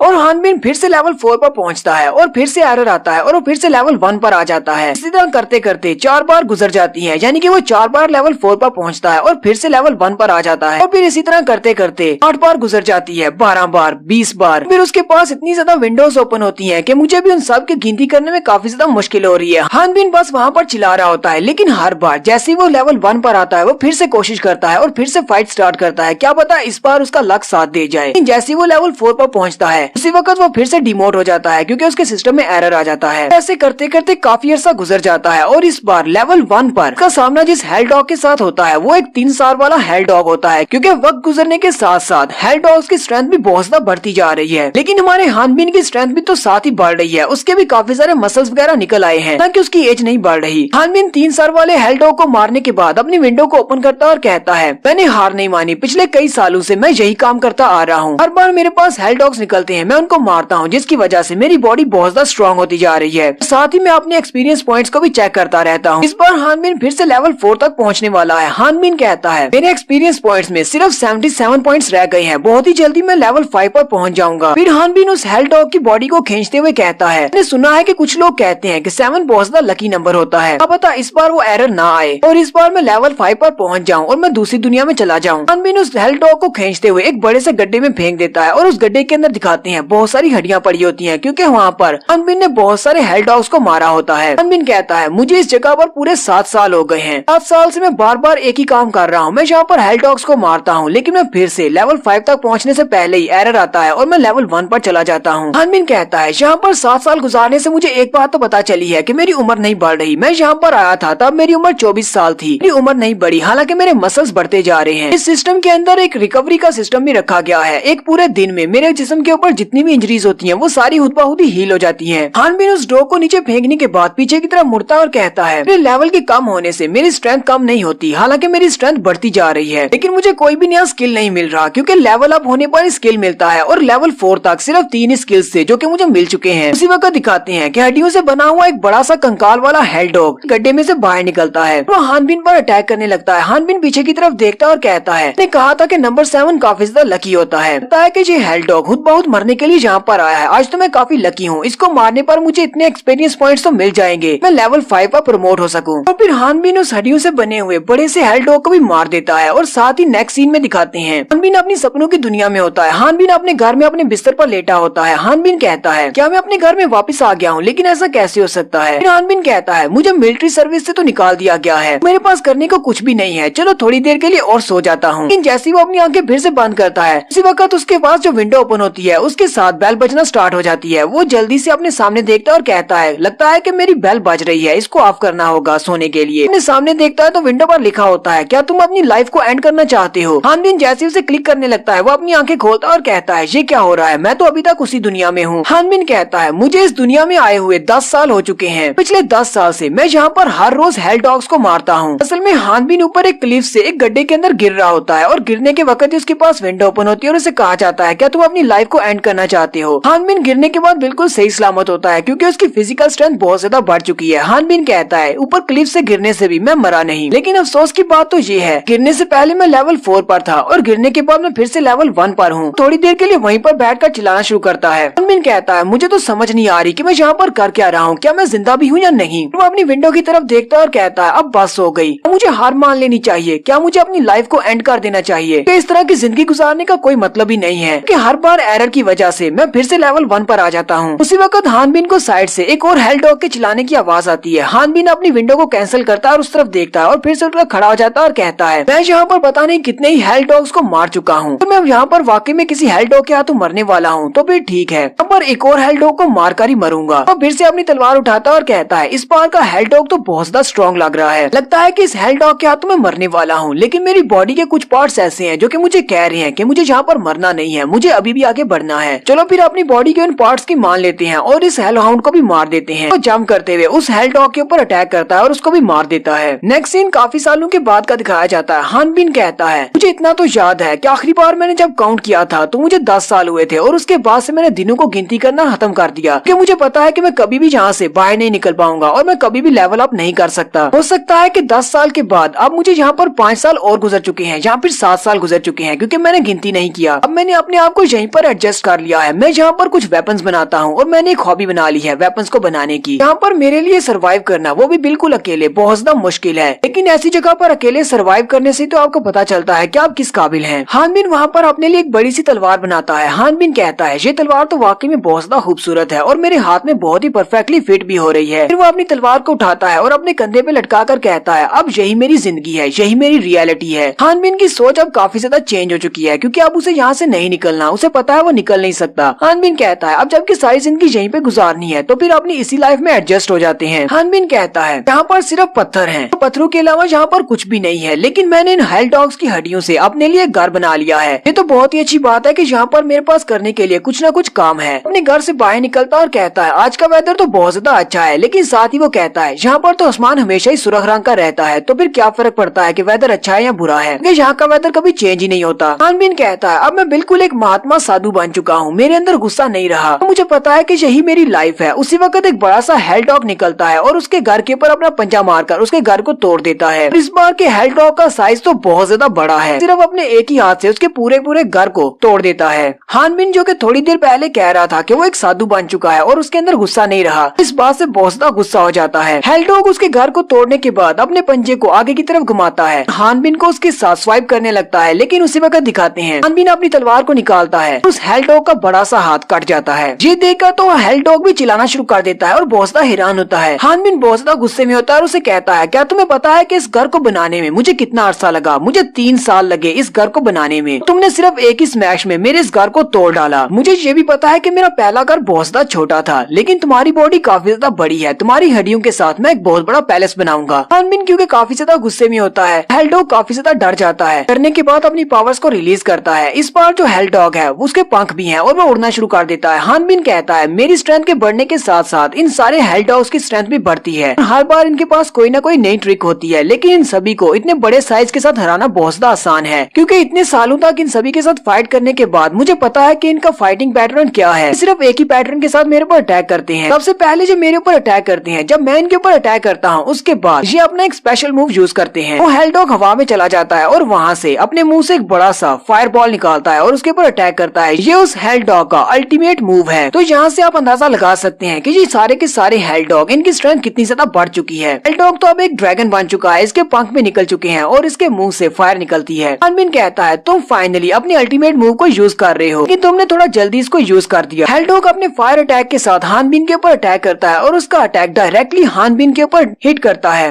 हेल डॉग भी अटैक करने के बाद नीचे उतर आता है, उसे लगता है कि उसने उसको हाक बना दिया है अपने अटैक के साथ, लेकिन जैसे वो सामने की तरफ देखता है तो वो काफी हैरान हो जाता है, क्योंकि हानबिन उसके सामने बिल्कुल सही सलामत खड़ा होता है। उसने सिर्फ अपने बाजू को सामने करते हुए अपनी बॉडी के साथ ही उसके फायर अटैक को ब्लॉक किया होता है। हानबिन कहता है इस तरह के फायर बॉल अटैक को डॉज करना काफी मुश्किल है, क्योंकि ये अटैक काफी ज्यादा बड़ा होता है, लेकिन मेरी फिजिकल स्ट्रेंथ इतनी ज्यादा बढ़ चुकी है मुझे इसे डॉज करने की जरूरत ही नहीं पड़ती, अपनी स्किन के साथ इसको ब्लॉक कर सकता हूँ। लेकिन उस फायर अटैक की वजह से हानबिन के थोड़े से बाल जल जाते हैं। हानबिन उस हेल डॉग से कहता है तुम्हें पता है कि यहाँ पर किसी भी बार्बर की शॉप नहीं है, तो फिर तुम्हारी हिम्मत कैसे हुई मेरे बालों को जलाने की? हानबिन कहता है जैसे इसको लगता है कि इसके फायर अटैक की वजह से सामने वाले एनिमी के ऊपर कोई भी फर्क नहीं पड़ा, साथ ही अपने सेकंड अल्टीमेट मूव को रिलीज करता है। तो इसका सेकंड अटैक हमेशा ही थंडरबोल्ट्स, लाइट और फायर मैजिक होता है। जितने भी हेल डॉग्स यहाँ पर आ रहे हैं वो सारे के सारे मैजिक को भी यूज कर सकते हैं, लेकिन मुझे कोई नया स्किल क्यों नहीं मिल रहा? हानबिन कहता है सारे थंडरबोल्ट्स के साथ हिट होने की वजह से मुझे काफी ज्यादा दर्द होता है, हालांकि मैं मरता तो नहीं हूँ, लेकिन इन सब से बचने के लिए मेरे पास एक ट्रिक है। वो अपनी तलवार को जमीन के अंदर दंसाता है और वहीं से जमीन का एक बड़ा सा टुकड़ा निकालता है और अपने सामने रखते हुए उसको ब्लॉक कर लेता है। तो सारे के सारे थंडरबोल्ट्स और मैजिक और फायर अटैक्स उस बड़े से टुकड़े के साथ टकराते हैं। जब वो अपने अटैक को खत्म करता है, हानबिन अपनी उसी दीवार को तोड़ते हुए सामने निकलता है और जंप करते हुए अपनी बड़ी सी तलवार को घुमाता है, उस हेल डॉग का गला काट देता है। लेकिन इस बार जब वो दिखा रहा है, वो जैसे अपनी बड़ी तलवार को घुमाकर उसके सर पे अटैक करने लगता है, तो सिर्फ उसके एक नाखून को ही काट पाता है, क्योंकि हेल डॉग का साइज बहुत ज्यादा बड़ा है। हेल डॉग भी पहले काफी ज्यादा डरा होता है कि वो उसका गला काटने वाला है, लेकिन जब उसे पता चलता है कि इसकी तलवारबाजी के स्किल काफी ज्यादा बुरे हैं, वो नीचे गिरने वाला है, वो अपना मुंह खोलता है और उसको खाने लगता है। हानबिन उसके मुंह के अंदर गिरते हुए कहता है मुझे तलवार को यूज करना बिल्कुल भी नहीं आता, लेकिन फिर भी सिस्टम ने मुझे मेरे हाथ में एक तलवार पकड़ा दी है। हानबिन गिरते ही उसके चेहरे पर एक जबरदस्त किक मारता है, उसकी फिजिकल स्ट्रेंथ क्योंकि ज्यादा है, इसी वजह से वो डॉग पीछे की तरफ गिर जाता है। उसके गिरने के बाद हानबिन कहता है जब से मैं इस दुनिया में आया हूँ मैंने लेवल अप करना स्टार्ट किया है, मेरे पास सिर्फ 3 स्किल्स हैं और उन्हीं 3 स्किल्स को मैं पता नहीं 10,000 बार यूज कर चुका हूँ, इसलिए मैंने इन तीनों स्किल्स को बहुत ही अच्छी तरह से मास्टर कर लिया है। वो तीनों स्किल्स को यूज करता है। सबसे पहले stab, side slash, vertical slash को यूज करते हुए उस बड़े से हेल डॉग को मार देता है। हानबिन कहता है मैंने इन तीनों स्किल्स को सिर्फ एक ही स्किल में कंबाइन कर लिया है, और जब भी मैं इन तीनों स्किल्स को एक साथ यूज करता हूँ, एक कॉम्बो अटैक करता हूँ, तो मेरे सामने वाला हेल डॉग लाजमी तौर पर मारा जाता है। हानबिन कहता है हालांकि ये एक रियल स्किल नहीं है, लेकिन फिर भी मैं इसको यूज करता हूँ, कोई भी मॉन्स्टर ऐसा नहीं है जो कि इस अटैक के बाद सर्वाइव कर सके। हानबिन उस बड़े से मॉन्स्टर को मारने के बाद हंसना शुरू करता है और कहता है लगता है कि मैंने एक और दिन यहाँ पर सरवाइव कर लिया है। जबकि सेम उसी वक्त उस बंदे का सीन भी दिखाते हैं जिसने इसको यहाँ पर भेजा है थैला रैतना में। वो हान बिन की प्रोफाइल को अपने हाथ में लेकर खड़ा होता है और उसे पता चलता है कि थैला रैतना के अंदर अभी भी एक बंदा है जो कि लॉग इन है। वो उसकी शक्ल देखकर कहता है लगता है कि इस लड़के को मैं पहचानता हूँ, तो वही लड़का है जिसके सिस्टम के अंदर एरर आ गया था, लेकिन ये अभी तक थैला रैतना में क्या कर रहा है। लेकिन जैसे ही वो सिस्टम में देखता है कि ये इस वक्त थैला रैतना में है, बहुत ज्यादा चौंक जाता है। वो कहता है ऐसा कैसे हो सकता है, हमारी 5th जनरेशन इस वक्त जैरन रैतना में है, कि हमारी 4th जनरेशन इस वक्त रोहा रैतना में है। ये लड़का तो हमारी 3rd जनरेशन में था, क्योंकि हम लोगों ने 3rd जनरेशन को थैला रैतना में बेचा था। और साथ ही वो चिल्लाना शुरू कर देता है और कहता है तो इसका मतलब इस लड़के को थैला रैतना में 22 साल हो गए हैं, पिछले 22 साल से उसी दुनिया में फंसा हुआ है। फिर वो वहीं पर अपना सर पकड़कर बैठ जाता है और कहता है अब मैं क्या करूं, अगर उस बंदे को पता चल गया कि मैंने एक बहुत बड़ी गलती कर दी है मेरे उस सिस्टम एरर की वजह से, ये लड़का वहीं पर फंसा हुआ है पिछले 22 साल से, वो तो मुझे मार डालेगा। मैं इस लड़के को यहाँ पर मार भी नहीं सकता, क्योंकि अगर मैं इसको मारूंगा तो अभी उसको पता चल जाएगा। फिर वो अपने मेन सिस्टम में उसकी विंडो को ओपन करता है, उसकी स्टैट्स वाली विंडो को, और सिस्टम में देखता है तो उसका लेवल 4 होता है। कहता है आखिर ये लड़का लेवल 4 होने के बावजूद रॉक माउंटेन में अभी तक जिंदा कैसे है, पिछले 22 साल से इसने सर्वाइव कैसे किया, ऊपर से इसके सारे के सारे स्टैट्स पॉइंट्स भी बहुत ज्यादा बुरे हैं। वो बंदा कहता है लगता है कि मुझे इस लड़के को दूसरी दुनिया में बेचना ही पड़ेगा। और उसके बाद हान बिन का सीन दिखाते हैं। हान बिन कहता है एक सेकंड पहले मेरे सामने सुरख रंग का स्काई था, जो कि हमेशा मेरे सामने होता है पिछले कई सालों से, लेकिन अब अचानक मेरे सामने नीले रंग का स्काई है और साथ ही मेरे सामने एक जंगल है। लेकिन ऐसा कैसे हो सकता है, मेरे तो अभी तक एक्सपीरियंस पॉइंट्स भी कंप्लीट नहीं हुए थे, यानी कि मैं लेवल 5 तक पहुंचने के करीब भी नहीं था। कैसा कैसे हो गया, मैं इस जंगल में कैसे आ गया हूँ। हान बिन उस नई दुनिया को देखकर बहुत ज्यादा खुश होता है। हान बिन कहता है मुझे तो यकीन नहीं हो रहा कि मैं अपनी उस पत्थरों वाली दुनिया से निकलकर एक नई दुनिया में आ गया हूँ। इस वक्त हान बिन जिस जंगल के अंदर है उसका नाम साथे फॉरेस्ट है, इसी जगह रथिना कॉन्टिनेंट के अंदर है। हान बिन की वो फाइनल डेस्टिनेशन जहाँ पर जाने के बाद उसने फाइनल फाइट करनी थी। हान बिन ऊपर से गिरने के बाद सीधा पानी के अंदर जाता है, क्योंकि हान बिन ने पूरे 22 साल के बाद पानी को देखा है। वो बहुत ज्यादा खुश और एक्साइटेड होता है सारी नई चीजें देखकर। उस पानी में नहाने के बाद हान बिन खड़ा होता है और कहता है मुझे नहीं पता कि सब कुछ कैसे हुआ, यहाँ पर क्या चल रहा है, लेकिन कम से कम उस पत्थरों वाली जगह से ये वाली जगह बहुत ज्यादा अच्छी है, क्योंकि यहाँ पर बहुत कुछ है, यहाँ पर पानी है, यहाँ पर जंगल है और खाने का भी बहुत कुछ होगा। साथ ही हान बिन अपनी विंडो को ओपन करता है और कहता है जैसे मैं इस जगह पर आया हूँ उसी वक्त मेरा लेवल 5 हो गया है, और साथ ही मुझे एक नया स्किल भी मिला है जिसका नाम लैंग्वेज ट्रांसलेशन है। साथ ही हान बिन बहुत ज्यादा चौंक जाता है और कहता है आज यहाँ पर हो क्या रहा है, ये तो रेथिना कॉन्टिनेंट है जहाँ पर लेवल 20 होने के बाद ही मैं आ सकता था, मैं लेवल 5 के साथ यहाँ पर कैसे आ गया। हान बिन अपने सिस्टम से पूछता है यहाँ पर क्या चल रहा है, मैं यहाँ पर कैसे आया, और उसी वक्त फिर से उसके पास एरर आता है और सिस्टम उसे कुछ भी नहीं बताता। हान बिन कहता है सिस्टम में तो फिर से एरर आ गया, जब भी कोई इंपॉर्टेंट बात इससे पूछने लगो इसमें एरर आ जाता है। मुझे नहीं पता कि मैं यहाँ पर क्या कर रहा हूँ और मुझे यहाँ पर क्या करना है। तो लास्ट टाइम भी इसने मुझे नहीं बताया था कि रेथिना कॉन्टिनेंट में जाने के बाद मुझे किससे फाइट करनी है, और उसी वक्त उसके पास एक नई विंडो ओपन होती है। हान बिन कहता है पहले कभी मैंने इस विंडो को नहीं देखा, और उसके ऊपर लिखा होता है तुम्हारा फाइनल मिशन क्या है। हान बिन का फाइनल मिशन ये होता है कि रेथिना कॉन्टिनेंट में 6 गॉडेसेस हैं, उन 6 में से एक को मारना है। साथ ही नेक्स्ट विंडो में उसे रिवार्ड्स के बारे में बताया जाता है कि अगर हान बिन 6 में से एक गॉडेस को मार देता है तो उसको 3 रिवार्ड मिलेंगे। सबसे पहले उसे जवानी मिलेगी, यानी कि वो हमेशा के लिए जवान रहेगा, वो कभी भी मरेगा नहीं, उसे इमॉर्टैलिटी मिलेगी। दूसरा इनाम उसका ये होगा कि उसे प्लेनेट अर्थ पर वापस भेज दिया जाएगा और उसके स्टैट्स भी बिल्कुल सेम रहेंगे, यानी कि वो अपनी स्ट्रेंथ को अपनी दुनिया में भी इस्तेमाल कर सकेगा। और तीसरे नंबर पर उसकी 3 ख्वाहिशों को पूरा किया जाएगा। और फिर उसके पास तीसरी विंडो ओपन होती है जिसमें उसे कहा जाता है तुम्हें इन बातों को जहन में रखना है। पहली बात तो ये है कि यहाँ पर किसी को पता नहीं चलना चाहिए कि तुम एक दूसरी दुनिया से आए हुए इंसान हो। सेकंड टास्क जो तुम्हें पूरा करना है, तुम्हें आनपोरे सिटी में जाना है जहाँ पर एक हंटर गिल्ड है, उसको ज्वाइन करो। हान बिन अभी वहीं पानी में खड़ा अपनी विंडोज की तरफ ही देख रहा होता है कि उसी वक्त क्लिफ के ऊपर एक बड़ा सा ड्रैगन आता है। असल में ये ड्रैगन नहीं है, ये एक विवरियन है जो कि ड्रैगन टाइप का ही होता है, और वो विवरियन भी ड्रैगन बनने का नाटक कर रहा है। वो वहाँ पर खड़े होकर एक जोरदार रोर लगाता है। हान बिन उसे देखकर बहुत सा हैरान होता है और कहता है ये तो एक मॉन्स्टर है, और वो जल्दी से अपना हाथ पीछे मारता है कि उसे लगा है कि उसकी तलवार उसकी बॉडी के पीछे ही है। हान बिन कहता है अब यहाँ पर हो क्या रहा है, यहाँ पर जो पहला मॉन्स्टर आया है वो एक ड्रैगन है, जबकि मैंने अभी तक सिर्फ हेल डॉग्स के साथ ही फाइट की है। वो ड्रैगन भी गुस्से के साथ उसे कहता है तुम घटिया इंसान कहीं के जो कि दूसरी दुनिया से यहाँ पर आए हो, तुम्हारी हिम्मत कैसे हुई मेरे जंगल के अंदर एंटर होने की, और ऊपर से तुम्हारी हिम्मत तो देखो, तुम यहाँ पर बिना किसी वेपन के मेरे साथ फाइट करने के लिए आए हो। हान बिन अपनी बैग पर देखता है तो उसकी तलवार उसकी बैग पर नहीं होती, पीछे की तरफ देखता है तो उसकी तलवार पानी के अंदर गिरी पड़ी होती है। हान बिन कहता है मुझे जल्दी से अपनी तलवार को उठाना होगा वरना ये ड्रैगन तो मुझे खा जाएगा। फिर वो ड्रैगन अपने मुंह के अंदर अपनी ड्रैगन ब्रेथ को रेडी करता है। हान बिन कहता है बहुत देर हो चुकी है, मेरे पास तलवार उठाने का टाइम नहीं है। वो ड्रैगन अपने मुंह से ब्लू कलर की फायर निकालता है और उसके ऊपर अटैक कर देता है, जबकि हान बिन साइड से होता है ऊपर की तरफ जंप करता है और कहता है मुझे अपने पंचेस को ही यूज करना पड़ेगा। हानबिन उसके बॉस तक करीब पहुंच जाता है और उसे पंच मारने लगता है, जबकि वो ड्रैगन उसके लेवल को देख लेता है कि इसका लेवल सिर्फ 5 है। वो हंसना शुरू कर देता है और कहता है आज ये अपने पंच से क्या कर लेगा। ड्रैगन अभी वहीं पर खड़ा हंस ही रहा होता है कि हानबिन का पंच उसके मुंह पर लगता है और वो चीख मारते हुए उड़ता हुआ दूर जाकर गिरता है। हानबिन भी उस ड्रैगन को पंच मारने के बाद बहुत हैरान हो जाता है, क्योंकि उसे नहीं लगा था कि वो सिर्फ एक ही पंच के साथ एक ड्रैगन को हरा सकता है। फिर हानबिन अपनी तलवार उठाता है और उस ड्रैगन के पास चला जाता है। वो ड्रैगन रोना शुरू कर देता है और कहता है मुझे मत मारना, और साथ ही वो अपनी कहानी सुनाता है और इसकी कहानी काफी ज्यादा मजेदार है। वो ड्रैगन अपनी कहानी खुद ही सुना रहा है। वो ड्रैगन कहता है बहुत ही पहले की बात है, एक्सरोड किंगडम के अंदर स्काई ड्रैगन नाइट्स के साथ एक बहुत ही ब्रिलियंट ड्रैगन रहा करता था। सॉरी, ये ड्रैगन एक लड़की है। वो ड्रैगन कहती है उस ब्रिलियंट ड्रैगन का नाम एफियर था और एफियर बहुत ही ग्रेट ड्रैगन थी, इसलिए सारे के सारे नाइट्स उसकी बहुत ज्यादा खिदमत किया करते थे। वो उसे खाने को बहुत कुछ देते थे और उससे बहुत ज्यादा प्यार करते थे। लेकिन एक दिन एफियर के साथ कुछ बहुत ही बुरा हुआ। वहाँ पर एक किंग का बच्चा आया जो कि एक प्रिंस था। हालांकि वो बच्चा बहुत ज्यादा बदमाश था। उसने जैसे ही एफियर को देखा तो उसने कहा कि उसे भी इस एफियर के ऊपर बैठकर झूला लेना है। उसने रोना शुरू कर दिया। एफियर के नाइट जो कि उसके ऊपर राइड किया करता था, उसने उसको बैठने की इजाजत दे दी। लेकिन एक ड्रैगन के ऊपर बैठकर सफर करना कोई आसान काम नहीं है। वो ड्रैगन यानी कि एफियर ने उस प्रिंस को अपने ऊपर बिठाया और हवा में चली गई। लेकिन रास्ते में वो प्रिंस वहाँ से नीचे गिर गया और गिरने के साथ ही मर गया। उस बेचारी ड्रैगन का जो नाइट था जो कि उसको राइड किया करता था, उसको सजाए मौत दी गई। बाकी के सारे नाइट्स उस ड्रैगन से बहुत ज्यादा प्यार करते थे, इसलिए उन्होंने उसको सजाए मौत से बचाने के लिए रात के अंधेरे में वहाँ से भगा दिया। उस बेचारी ड्रैगन के पास इस पूरी दुनिया में अब कोई भी नहीं था जो उसे प्यार करता। वो बहुत ज्यादा अकेली रह गई थी। वो इस जंगल में आ गई यानी कि साथे फॉरेस्ट में। लेकिन यहाँ पर भी आने के बाद उसके पास अफसोस करने का जरा भी टाइम नहीं था, क्योंकि यहाँ पर अचानक कहीं से दूसरी दुनिया से आए हुए वॉरियर्स आना शुरू हो गए। वो यहाँ पर आकर हम जैसे मॉन्स्टर्स को मार रहे हैं ताकि उन्हें एक्सपीरियंस पॉइंट्स मिल सके। लेकिन वो ड्रैगन काफी ज्यादा ट्रेन थी, क्योंकि वो नाइट्स के साथ रही थी, इसलिए उसे फाइटिंग करना आती थी। उसका सामना एक दूसरी दुनिया से आए हुए प्लेयर के साथ हुआ, लेकिन उसने उसको मारा नहीं। उसने जान से नहीं मारा, उसने उसकी जान बख्श दी, क्योंकि हमारी वो बेचारी ड्रैगन बहुत ज्यादा शरीफ और अच्छी थी और वो इंसानों से प्यार करती थी। लेकिन यही बात उसकी सबसे बड़ी कमजोरी साबित हुई। उसने जिस वॉरियर को जिंदा छोड़ दिया था, वो कुछ दिन के बाद अपने साथ और भी ज्यादा दूसरी दुनिया के इंसानों को लेकर आया और उन सभी ने मिलकर बेचारी ड्रैगन को बहुत ज्यादा पीटा। और यहीं पर उस ड्रैगन ने सोचा इन सभी इंसानों को जिंदा छोड़ना बहुत बड़ी गलती है, मुझे इन सभी को मारना होगा ताकि मैं अपने आप को जिंदा रख सकूं। और उसके बाद बेचारी ड्रैगन यानी कि मैंने उन सभी को मारना शुरू कर दिया। और उसके बाद हमेशा यहाँ पर कोई ना कोई आ जाता है, मुझे उनके साथ फाइट करना पड़ती है और उन्हें मारना पड़ता है, इसलिए तुम्हें देखती मैंने अटैक कर दिया। साथ ही वो और भी ज्यादा रोना शुरू कर देती है और उससे कहती है और मैं एक ड्रैगन नहीं हूँ, एक विवरेन हूँ जो कि अपने लेवल 27 पर हूँ। क्या तुम्हें ड्रैगन और विवरेन में फर्क पता है? ड्रैगन की 4 टांगे होती हैं और उसके पंख उसकी कमर पर होते हैं, जबकि एक विवरेन की सिर्फ 2 ही टांगे होती हैं और उसके सामने वाली टांगों की जगह पर उसके पंख होते हैं। अब तुम्हें पता चल गया है कि मैं एक ड्रैगन हूँ, तो प्लीज मुझे जाने दो, मुझे मत मारो। हानबिन उसे कहता है अपनी बकवास बंद करो, मुझे ये सब कुछ जानने में दिलचस्पी नहीं है कि तुम एक ड्रैगन हो या विवरेन हो। मुझे ये बताओ तुम्हें पता कैसे चला कि मैं एक दूसरी दुनिया से आया हुआ इंसान हूँ। आइफर रोते हुए उसे कहती है ऐसे मैं किसी को देखकर नहीं बता सकती कि वो एक दूसरी दुनिया से आया हुआ इंसान है या नहीं। एक बार मैं तुम्हें मार देती तो उसके बाद तुम्हारी बॉडी गायब हो जाती। कि जितने भी दूसरी दुनिया से आए हुए इंसान होते हैं उनको मारने के बाद उनकी बॉडीज गायब हो जाती हैं। ऊपर से रेथना के जितने भी लोग हैं वो सारे के सारे साथे फॉरेस्ट में नहीं आते। हानबिन उसकी बात सुनने के बाद सोच रहा होता है, लगता है कि इसने सिर्फ गैस किया होगा कि मैं एक दूसरी दुनिया से आया हुआ इंसान हूँ। अगर इसने गैस किया है तो इसका मतलब कोई भी ये नहीं बता सकता कि मैं दूसरी दुनिया से आया हुआ इंसान हूँ या फिर यहाँ का रहने वाला हूँ। हमारी अपीयरेंस भी इनके इंसानों जैसी ही होगी। आइफर काफी ज्यादा घबराई हुई होती है और रोते हुए हानबिन के सामने बैठी होती है। हानबिन आइफर से कहता है क्या ये वाकई में साथे फॉरेस्ट है जो कि ग्रेलुट किंगडम में है? हम लोग इस वक्त रेथिना कॉन्टिनेंट में है। आइफर उसे कहती है तुम इसको ग्रेलुटे किंगडम भी कह सकते हो, लेकिन अब इस किंगडम को ग्रेलुटे किंगडम कोई भी नहीं कहता। अब इसका नाम चेंज कर दिया गया है, अब इसको एक्सॉर्ड किंगडम कहते हैं। कि बहुत साल पहले इसको डिस्ट्रॉय कर दिया गया था। हानबिन कहता है लगता है कि मेरे सिस्टम को अभी तक अपडेट नहीं किया गया, मेरे पास सारे के सारे पुराने नाम चले आ रहे हैं। आइफर हानबिन से कहती है प्लीज मुझे मारना मत, मैंने तुम पर इसलिए अटैक किया था, मुझे लगा कि तुम इतने ज्यादा स्ट्रॉन्ग नहीं हो क्योंकि तुम्हारा लेवल लो है। हानबिन उसे कहता है तो तुमने मेरे ऊपर अटैक ही क्यों किया था? अगर तुम जिंदा रहना चाहती हो तो तुम हमारे इंसानों के ऊपर अटैक क्यों करती हो जो कि दूसरी दुनिया से आए हैं? जब कहीं कोने में जाकर छुप क्यों नहीं जाती? आइफर उसे कहती है वो इसलिए क्योंकि तुम लोग एक दूसरी दुनिया से आए हुए डीमन हो। डीमन की बात सुनते ही वो गुस्सा हो जाता है और उसे कहता है तुमने डीमन किसको कहा? आइफर उसे कहती है मैंने ऐसा नहीं कहा, बल्कि हमारी गॉडेस ने ऐसा कहा। हमारी गॉडेस कहती है कि तुम लोग दूसरी दुनिया से आए हुए डीमंस हो। हानबिन उसे कहता है मुझे अपनी गॉडेस के बारे में सब कुछ डिटेल में बताओ। आइफर उसे कहती है दूसरी दुनिया के जो डीमंस हैं वो 40 साल पहले यहाँ पर हमारे रेथना कॉन्टिनेंट में आना स्टार्ट हुए थे। स्टोरी सुनाते ही साथ ही वो कहती है बहुत ज्यादा दर्द हो रही है, क्या मैं अपने घर वापस जाकर अपने चेहरे पर थोड़ी सी ऑइंटमेंट लगा सकती हूँ? हानबिन चिल्लाकर उसे कहता है अपनी बकवास बंद करो, तुम जानबूझकर ये सारी बातें कर रही हो, तुम्हें जरा भी चोट नहीं लगी। अगर तुमने दोबारा इस तरह की बात की तो मैं तुम्हारे दूसरी साइड पर भी पंच मारूंगा। फिर हान बिन उसके ऊपर चढ़कर बैठ जाता है अपनी तलवार पकड़कर और उससे कहता है अगर दोबारा तुमने इस तरह का कोई मजाक किया तो फिर मैं तुम्हारी गर्दन उड़ा दूंगा। चलो अपनी कहानी को स्टार्ट करो। आइफर उसे कहती है 40 साल पहले जब यहाँ पर दूसरी दुनिया के डीमंस आना स्टार्ट हुए वो सारे के सारे इंसान हमारे रेथनियंस के साथ बहुत ही अच्छे से रह रहे थे, लेकिन ये सब कुछ ज्यादा लंबे अरसे तक नहीं चला क्योंकि दूसरी दुनिया से आए हुए इंसानों ने हमारे रेथनियंस को मारना शुरू कर दिया क्योंकि हमें मारने से उनका एक्सपीरियंस बढ़ता है और उनकी स्ट्रेंथ भी बढ़ती है और साथ में उनका लेवल बढ़ता है। जितने ज्यादा पावरफुल इंसान जहाँ पर आते थे वो आपस में ग्रुप्स बना लेते थे और इन सारे के सारे ग्रुप्स का मकसद सिर्फ एक ही होता था कि हमारी गॉडेस को मारना है। दूसरी दुनिया से आए हुए सारे के सारे इंसान बहुत ज्यादा पावरफुल हैं। पावरफुल इसलिए भी हैं क्योंकि जहाँ पर आकर वो जितने ज्यादा मॉन्स्टर्स को मारते हैं या फिर जितने ज्यादा रेथनियंस को मारते हैं उनका लेवल बढ़ता जाता है और लेवल बढ़ने से उनकी स्ट्रेंथ बढ़ती है। रेथना कॉन्टिनेंट में आने के बाद सारे स्ट्रॉन्ग अपोनेंट्स आपस में ग्रुप बना लेते हैं और ग्रुप बनाने के बाद वो हमारी गॉडेस को मारने के लिए आगे बढ़ते हैं। जब इनके ग्रुप का लीडर ऐसा बंदा हो जिसका लेवल 100 हो, उसकी स्ट्रेंथ तो बहुत ज्यादा है, इवन के गॉडेस भी उससे अपने आप को नहीं बचा सकती। इसीलिए हमारी गॉडेस ने ये फैसला किया इससे पहले कि वो सभी लोग लेवल 100 तक पहुँचे सभी को देखते ही मार दिया जाए। तो ये सारे के सारे दूसरी दुनिया से आए हुए डीमंस हैं। हमारे यहाँ पर रेथना कॉन्टिनेंट में 4 बड़े हीरोज हैं जो कि बहुत ज्यादा पावरफुल हैं। उनमें से एक का नाम है Berold the sword king, Zenobia the archmage, Kairhan the terrible. चौथी हीरो का नाम है हुलियन जो कि लाइफ एंड डेथ को कंट्रोल कर सकती है। हमारे रेथना कॉन्टिनेंट में ये 4 बड़े हीरोज हैं जो कि बहुत ज्यादा पावरफुल हैं। ये लोग दूसरी दुनिया के इन डीमंस को देखते ही उसी वक्त मार डालते हैं कि हमारे रेथना कॉन्टिनेंट में 6 गॉडेसेस हैं और उन सभी ने मिलकर फैसला किया ये सारे के सारे इंसान जो कि दूसरी दुनिया से यहाँ पर आते हैं इन सभी का डीमन गॉड के साथ कॉन्ट्रैक्ट हुआ है और ये यहाँ पर हमें मारने के लिए आ रहे हैं। इन्हें जहाँ पर भी देखा जाए वहीं पर इन सभी को मार दिया जाए। हान बिन उसकी सारी स्टोरी सुनने के बाद बहुत ज्यादा गुस्सा हो जाता है जबकि आइफर भी उसकी तरफ देखकर काफी डर जाती है। हान बिन उसे कहता है क्या तुम्हें पता है कि मेरे साथ क्या हुआ? अपने घर में बहुत ही सुकून की जिंदगी जी रहा था, उसी वक्त किसी ने मुझे किडनैप किया और इस दुनिया के अंदर बेच दिया। पिछले 22 साल से मैं एक ऐसी जगह पर फंसा हुआ था जहाँ पर ना पानी था और ना कुछ खाने को। मैं हेल डॉग्स का गोश्त खा रहा था और अब जबकि फाइनली 20 साल के बाद मैं उस जगह से बाहर निकला हूँ और तुम कह रही हो कि यहाँ पर एक नोटिस जारी किया गया है कि अगर किसी को भी इस बारे में पता चल गया कि मैं एक दूसरी दुनिया से आया हुआ इंसान हूँ पूरे का पूरा कॉन्टिनेंट मुझे मारने के लिए मेरे पीछे लग जाएगा। हान बिन कहता है ये सब कुछ 40 साल पहले स्टार्ट हुआ, तब तो मैं पैदा भी नहीं हुआ था। मुझे नहीं पता कि आज यहाँ पर चल क्या रहा है। ये गॉडेसेस वाकई में इतनी ज्यादा पावरफुल और इतनी ज्यादा स्केरी हैं कि ये हम सभी को मार सकती हैं। हान बिन अपनी तलवार निकालता और कहता है चाहे मुझे कुछ भी करना पड़े, चाहे मुझे इन सारी गॉडेसेस के जूते ही क्यों ना उठाने पड़े, इन गॉडेसेस के साथ मिलकर उस डीमन गॉड को मार डालूंगा जिस कमीने ने मुझे यहाँ पर भेजा है, जिसकी वजह से मेरी जिंदगी के 20 साल बर्बाद हो गए। उस डीमन गॉड को मारने के बाद मैं अपने प्लेनेट अर्थ पर अपने घर में जिंदा वापस जाऊंगा। और साथ ही वो आइफर से कहता है क्या तुम्हें पता है कि भी तुम्ही ने तो मुझे बताया कि यहाँ पर किसी को इस बारे में पता नहीं होना चाहिए कि मैं कौन हूँ। मुझे कोई भी सबूत नहीं छोड़ना, तो सबसे पहले मुझे तुम्हें मारना पड़ेगा क्योंकि तुम्हें मेरे बारे में पता है कि मैं दूसरी दुनिया से आया हुआ इंसान हूँ। आइफर उसकी बात सुन के बहुत ज्यादा घबरा जाती है और कहती है मुझे पहले से पता था कि ये एक इंसान नहीं, ये एक डीमन है। सारी इन्फॉर्मेशन लेने के बाद मुझे मार डालेगा। आइफर उसे कहती है प्लीज मुझे छोड़ दो, मैं तुमसे वादा करती हूँ मैं किसी को भी इस बारे में नहीं बताऊंगी, बिल्कुल आम विवरण की तरह जिंदगी गुजारूंगी और कभी भी दोबारा बोलने की कोशिश भी नहीं करूंगी। किसी को पता नहीं चलेगा कि मैं बोल भी सकती हूँ। और साथ ही नेक्स्ट सीन में विवरण के जोरदार चिल्लाने की आवाज आती है। आपको लगा होगा कि उसने विवरण को मार दिया है, यानी आइफर को मार दिया है, लेकिन उसने आइफर को नहीं मारा। नेक्स्ट सीन 5 दिन के बाद का दिखाया जाता है। हान बिन आइफर के बताए हुए रास्ते के मुताबिक साथे फॉरेस्ट से बाहर निकल आता है और उसे सामने बड़ी सी दीवार नजर आती है। आइफर ने उसे बताया था तुम जैसे ही साथे फॉरेस्ट से बाहर निकलोगे तो सामने तुम्हें एक बड़ी सी दीवार नजर आएगी, वो आनपोरस सिटी की दीवार है। आनपोरस सिटी एक बहुत बड़ा सिटी है, वहाँ पर बहुत ज्यादा पॉपुलेशन है और इसका साइज भी काफी ज्यादा बड़ा है। आनपोरस सिटी के इर्द गिर्द 2 चीजें हैं, एक तो यहाँ पर साथे फॉरेस्ट है और दूसरी तरफ टाइफन प्लेन्स डंजन है। इस साथे फॉरेस्ट में और उस डंजन में कोई भी नहीं जाता। ये दोनों जगह बहुत ज्यादा खतरनाक है क्योंकि यहाँ पर कंटिन्यूअसली मॉन्स्टर्स अपीयर होते रहते हैं। आनपोरस सिटी में एक काम सबसे ज्यादा किया जाता है क्योंकि बहुत सारे ऐसे लोग हैं जो कि इन मॉन्स्टर्स को मारकर पैसा कमाते हैं। इसलिए यहाँ पर एक हंटर गिल्ड बनाया गया है, वो सारे हंटर गिल्ड को ज्वाइन करते हैं और हंटर बनने के बाद इन मॉन्स्टर्स को मारते हैं और इनके अंदर से बहुत सारे आर्टिफैक्ट्स और क्रिस्टल्स निकलते हैं। साथ ही आनपोरस सिटी के आनपोरस हंटर गिल्ड का दिखाया जाता है।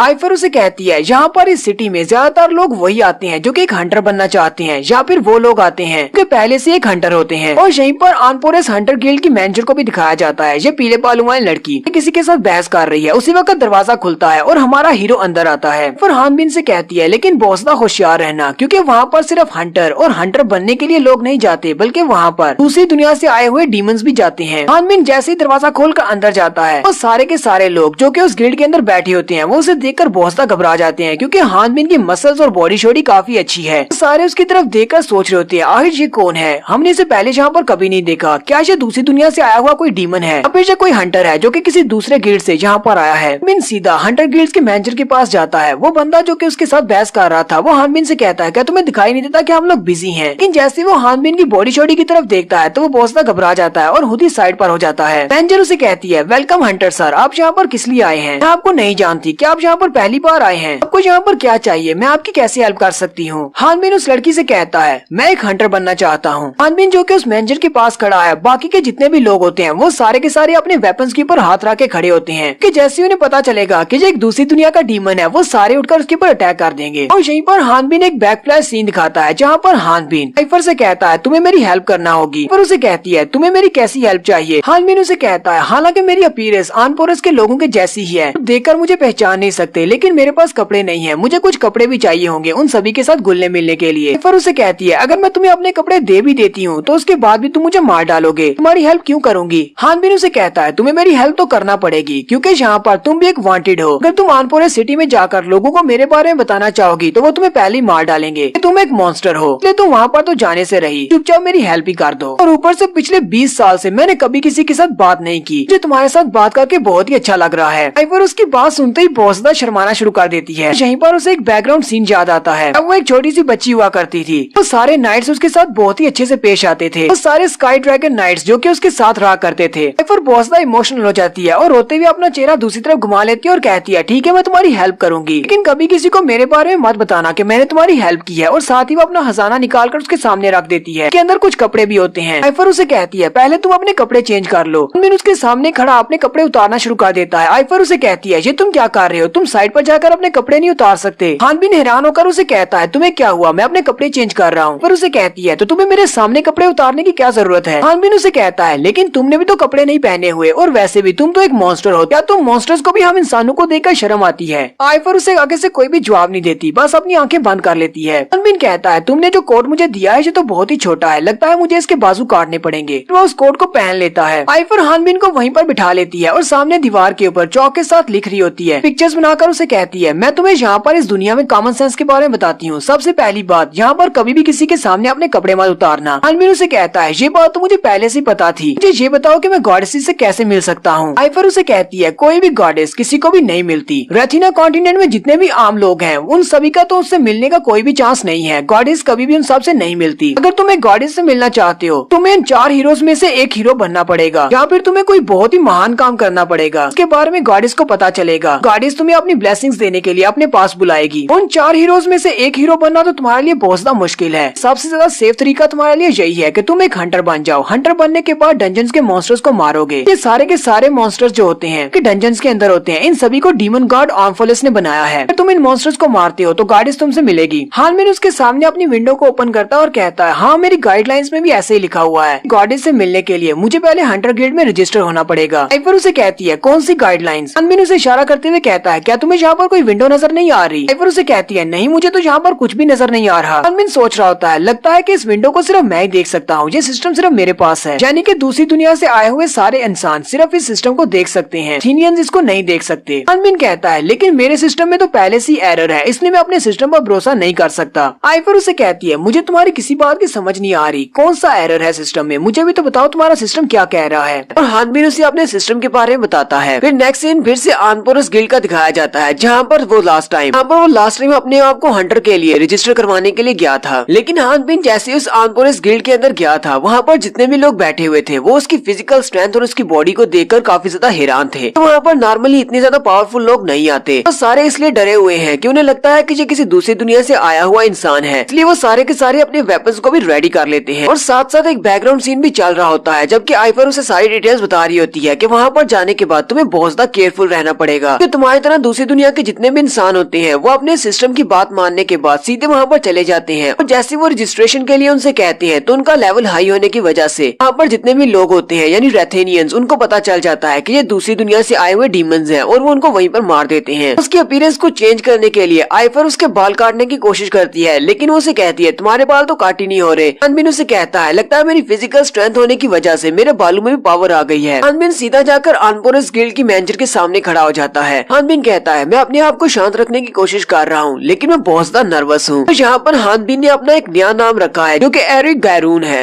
और मैं भी आपसे हानबिन को एरिक ही कहूंगा। मैनेजर अपने पास से पेपर के ऊपर उसका नाम लिख रही होती है, वो उसका नाम लिखती है एरिक गैरून, और साथ ही वो जहाँ से आया है वो भी लिखती है। कहती है तुमने कहा है कि तुम नॉर्थ कैम्बुल सिटी से आए हो। एरिक उसे कहता हाँ मैं वहीं से आया हूँ। साथ ही वो मैनेजर की तरफ देख रहा होता है और कहता है लगता है कि मैं पकड़ा गया हूँ, इसको पता चल जाएगा कि मैं वहाँ से नहीं आया। मैनेजर आगे से हंसना शुरू कर देती है और कहती है हम तुम्हें वेलकम कहते हैं अपने आनपोरस गिल्ड में। इस बात से एरिक काफी ज्यादा खुश रहता है और कहता है आइफर ने तो मेरी बहुत ज्यादा हेल्प कर दी, क्योंकि एरिक के पास जो सिस्टम है उसने कहा था कि उनको जाकर ये बताना कि वो बैकवुड से आया है। लेकिन आइफर उसकी बात सुनने के बाद हंसना शुरू कर देती है और कहती है तुम्हारा सिस्टम कह रहा है कि वहाँ पर जाकर बताना कि तुम बैकवुड से आए हो, लेकिन तुम तो एक हंटर हो ही नहीं, तो तुम बैकवुड में कहाँ पर चले गए? इसलिए ये वाली बात वहाँ पर जाकर मत करना, वरना उन सभी को तुम्हारे ऊपर शक हो जाएगा। तुम्हें बस वहाँ पर जाकर कहना है कि तुम नॉर्थ कैम्बुल सिटी से आए हो। गिल्ड की मैनेजर उससे कहती है क्या तुम किसी दूसरे गिल्ड से हो और यहाँ पर हमारे गिल्ड में ट्रांसफर होना चाहते हो? एरिक उसे कहता है नहीं। लड़की उसे कहती है तो फिर तुम यहाँ पर क्या करने के लिए आए हो, मैं तुम्हारी कैसे हेल्प कर सकती हूँ? एरिक उसे कहता है मैं यहाँ पर एक हंटर बनने के लिए आया हूँ। ऐसे बाकी सारे ये बात सुनते हैं कि यहाँ पर एक हंटर बनने के लिए आया है, तो वो सारे के सारे अपनी तलवारों पे हाथ रख लेते हैं, जबकि मैनेजर भी हंसना शुरू कर देती है और कहती है तो तुम्हारे कहने का मतलब क्या है कि तुम अभी तक एक हंटर नहीं हो, तुम यहाँ पर एक हंटर बनने के लिए आए हो। साथ ही वो बड़े सस्पिशियस लुक के साथ उसको देखने लग जाती है, जबकि बाकी के सारे भी घबराए हुए होते हैं। वो सारे यही सोच रहे होते हैं इसकी बॉडी बहुत ज्यादा ह्यूज है, इसके मसल्स काफी ज्यादा टफ हैं। इसको देखकर तो ऐसे ही लगता है कि दूसरी दुनिया से आया हुआ एक डीमन है, क्योंकि ये अभी तक एक हंटर नहीं बना और ये यहाँ पर हंटर बनने के लिए आया है। एरिक भी अपने आसपास देखता और कहता है यहाँ पर हो क्या रहा है, इनकी बॉडी से मर्डरस हो रहा क्यों निकल रहा है, जैसे कि ये सारे मुझे मारना चाहते हैं। अचानक यहाँ पर शांति छा गई है और सारे मुझे घूर घूर कर क्यों देख रहे हैं, मैंने यहाँ पर कुछ गलत कह दिया है। मैनेजर लड़की एरिक से कहती है तुम्हें इस मेयरिंग स्टोन के ऊपर अपना हाथ रखना होगा, हम तुम्हारी क्वालिफिकेशंस को चेक करेंगे। जबकि एरिक सोच रहा होता है क्या मुझे इन सभी के साथ फाइट करना पड़ेगी, लेकिन साथ ही वो कहता है अभी तक इनमें से किसी ने मेरे पर अटैक नहीं किया, इसका मतलब तो यही है कि इन सभी को मेरी आइडेंटिटी के बारे में कंफर्म नहीं है। मैनेजर लड़कियों से कहती है तो जल्दी से इस मेयरिंग स्टोन के ऊपर अपना हाथ रखो, हम तुम्हारी क्वालिफिकेशन को देखने के बाद ही तुम्हें एक हंटर लाइसेंस जारी करेंगे। जबकि बाकी के सभी भी इसे घूर कर देख रही होती है, क्योंकि मेयरिंग स्टोन पर हाथ रखने से ये बात साबित हो जाएगी कि ये दूसरी दुनिया से आया हुआ डीमन है या फिर नहीं। एरिक भी काफी ज्यादा हैरान होता है और कहता है आज ये मेयरिंग स्टोन क्या करता है, क्या इसके ऊपर हाथ रखने से इस बात का पता तो नहीं चल जाएगा कि मैं दूसरी दुनिया से आया हुआ इंसान हूँ? अगर इस मेयरिंग स्टोन ने बता दिया मैं यहाँ पर पकड़ा गया तो मैं कभी भी गॉडेस से नहीं मिल पाऊंगा। वो दरवाजे की तरफ देखता और कहता है लेकिन अगर मैं यहाँ से भाग जाता हूँ तो इसका मतलब भी तो यही है कि ये सभी मुझे यही समझेंगे कि मैं दूसरी दुनिया से आया हुआ वॉरियर हूँ, और ये सारे मेरे पीछे लग जाएंगे और मेरे पर अटैक करेंगे। फिर हानबिन अपने तीसरे ऑप्शन के बारे में सोचता है। हानबिन कहता है क्यों ना मैं सारे के सारे गिल्ड को ही डिस्ट्रॉय कर दूं, क्योंकि मेरे पास इतनी स्ट्रेंथ तो है। हानबिन कहता है अब मैं इतना ज्यादा भी अनलकी नहीं हो सकता, मुझे इस मेयरिंग स्टोन के ऊपर हाथ रखना ही पड़ेगा। मुझे लगता है कि इस बार मेरी किस्मत मेरा साथ देगी, और साथ ही उस मेयरिंग स्टोन के ऊपर अपना हाथ रख देता है। जैसे वो उस मेयरिंग स्टोन के ऊपर अपना हाथ रखता है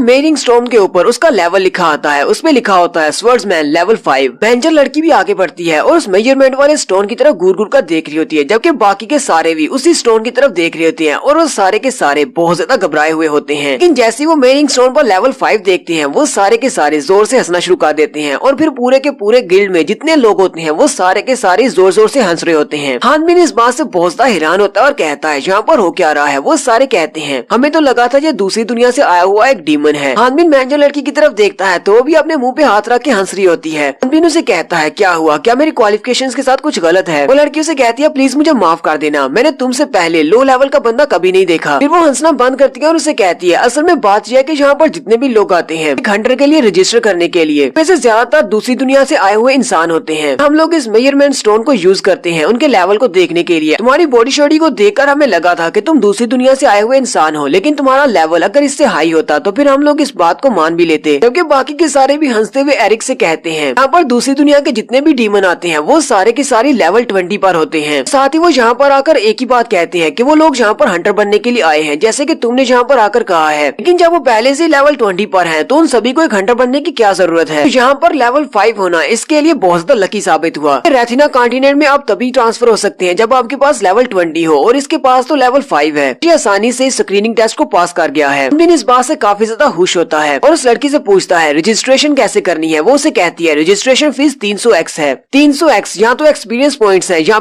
पे करेंसी है। हानबिन जैसे ही 300x का नाम सुनता है वो वहीं पर बहुत ज्यादा हैरान हो जाता है, क्योंकि उसके पास तो टोटल 400x हैं जो कि उसने आइफर से छीने हैं। आइफर होते हुए से कहती है क्या तुम्हें पता है कि मुझे सारी जिंदगी हो गई है इतना पैसा जोड़ने में और तुमने सारे मुझसे एक ही बार में छीन लिए। जबकि एरिक ने आइफर से जब ये पैसे लिए थे तब उसे कहा था कि मेरे लिए इतने पैसे काफी होंगे, ये कुछ ज्यादा नहीं है, मुझे लगता है कि मैं इनके साथ 6 महीने निकाल लूंगा। कि यहाँ पर आने के बाद उसके 300x तो ऐसे ही जाया हो गए सिर्फ रजिस्ट्रेशन के लिए। हानबिन अपने बैग के अंदर से 300x निकालते हुए बहुत ज्यादा बुरा सा चेहरा बना रहा होता है, जबकि बाकी सारे हंसना शुरू कर देते हैं और कहते हैं जरा इस गरीब लड़के की तरफ देखो तो सही, इसके पास तो 300x भी नहीं है। ऐसे देते हुए इसके तो हाथ भी कांप रहे हैं। इस बात से ये साफ जाहिर है कि ये दूसरी दुनिया का डीमन नहीं है। दूसरी दुनिया से जितने भी लोग यहाँ पर आते हैं उनके पास ढेर सारा पैसा होता है। 300x लेने के बाद मैनेजर उसे एक बैच देती है और उसे कहती है अगर तुम इस बैच को खो देते हो और इसे रिप्लेस करने के लिए आते हो तो तुम्हें 80x और देने पड़ेंगे और इसके अलावा हर बार लेवल अप होने पर तुम्हें नया बैच लेना पड़ेगा। तो हानबिन के पास उसका हंटर लाइसेंस और उसका हंटर बैच आ चुका है। हानबिन कहता है लगता है कि मुझे सब कुछ शुरुआत से शुरू करना पड़ेगा। अब मैं जाकर बहुत सारे मॉन्स्टर्स को मारूंगा और डंजन्स को क्लियर करूंगा, जिससे कि गॉडेस को मेरे बारे में पता चल सके कि मैंने बहुत ही अच्छी सर्विस दी है और गॉडेस मुझे मिलने के लिए बुलाएगी। मैनेजर उसे कहती है क्या तुम्हारे जहन में कोई ऐसी टास्क है जो तुम करना चाहते हो। हानबिन उसे कहता है मुझे डंजन को एक्सप्लोर करने के लिए जाना है। और यहीं पर एक और हंटर आता है जो कि काफी वेल नोन हंटर है। वो वहाँ पर आता है और आते ही एरिक से कहता है तुम एक डंजन में जाना चाहते हो, तुम सिर्फ लेवल 5 के हंटर हो, मुझे लगता है कि तुम्हें यहीं पर रहना चाहिए और छोटे मोटे रैबिट्स को मारना चाहिए, तुम डंजन में जाकर मॉन्स्टर्स का खाना ही बनोगे। हानबिन उसकी बात सुन के बहुत ज्यादा हैरान होता है। उस हंटर का नाम मिस्टर लाउड होता है। मैनेजर उसे कहती है मिस्टर लाउड मुझे लगता है कि आप फिर से सैथे फॉरेस्ट में जाना चाहते हैं। मिस्टर लाउड उसे कहते हैं हाँ सैथे फॉरेस्ट में मैंने सुना है कि डंजन में से बहुत सारे मॉन्स्टर्स निकलकर साथे फॉरेस्ट में आ गए हैं, वहाँ से वो आकर सिटीजन के ऊपर अटैक करते हैं, इसलिए मैं वहाँ पर जाऊंगा और सारे मॉन्स्टर्स को मारूंगा। और मिस्टर लाउड साथ ही अपनी तारीफ करते हुए कहता है यहाँ पर जितने भी हंटर्स हैं वो सारे के सारे बहुत ज्यादा यूजलेस और बेकार हैं, मुझसे तो वीक ही है, इसलिए मैं नहीं चाहता कि वो सारे इस मिशन को पूरा करें। मिस्टर लाउड की स्पीसीज ह्यूमन है और ऊपर से उसका लेवल 27 है। जहाँ पर हंटर गिल्ड में जितने भी लोग बैठे हैं उन सभी से इसका लेवल हाई है। जबकि एरिक उसके लेवल की तरफ देखकर सोच रहा होता है इसका लेवल और उस आइफर का लेवल दोनों का सेम है, तो फिर ये इतना ज्यादा टफ क्यों एक्टिंग कर रहा है। वहाँ पर बैठे हुए बाकी लोगों की तरफ देखता है और उनके लेवल्स को भी देखता है। एरिक कहता है लगता है कि यहाँ पर जितने भी दूसरे लोग हैं उन सभी का लेवल इससे काफी ज्यादा लो है, वो सारे इसे पसंद भी नहीं करते। ऊपर से मिस्टर लाउड एक ठरकी किस्म का इंसान है। वहाँ पर मैनेजर के साथ गप्पे लगा रहा होता है कि एरिक सोच रहा होता है मुझे इसके साथ इन्वॉल्व नहीं होना, मुझे तो इससे दूर ही रहना चाहिए। मैनेजर उससे कहती है ये भी मुझे याद आया, हमारे पास एक नया लड़का आया है जो कि आज ही रजिस्ट्रेशन के लिए आया है, अभी अंडर ट्रेनिंग है, तो मैं चाहती हूँ कि आप भी उसे अपने साथ सैथे फॉरेस्ट में ले जाएं, अपनी टीम में इसको ज्वाइन कर लें।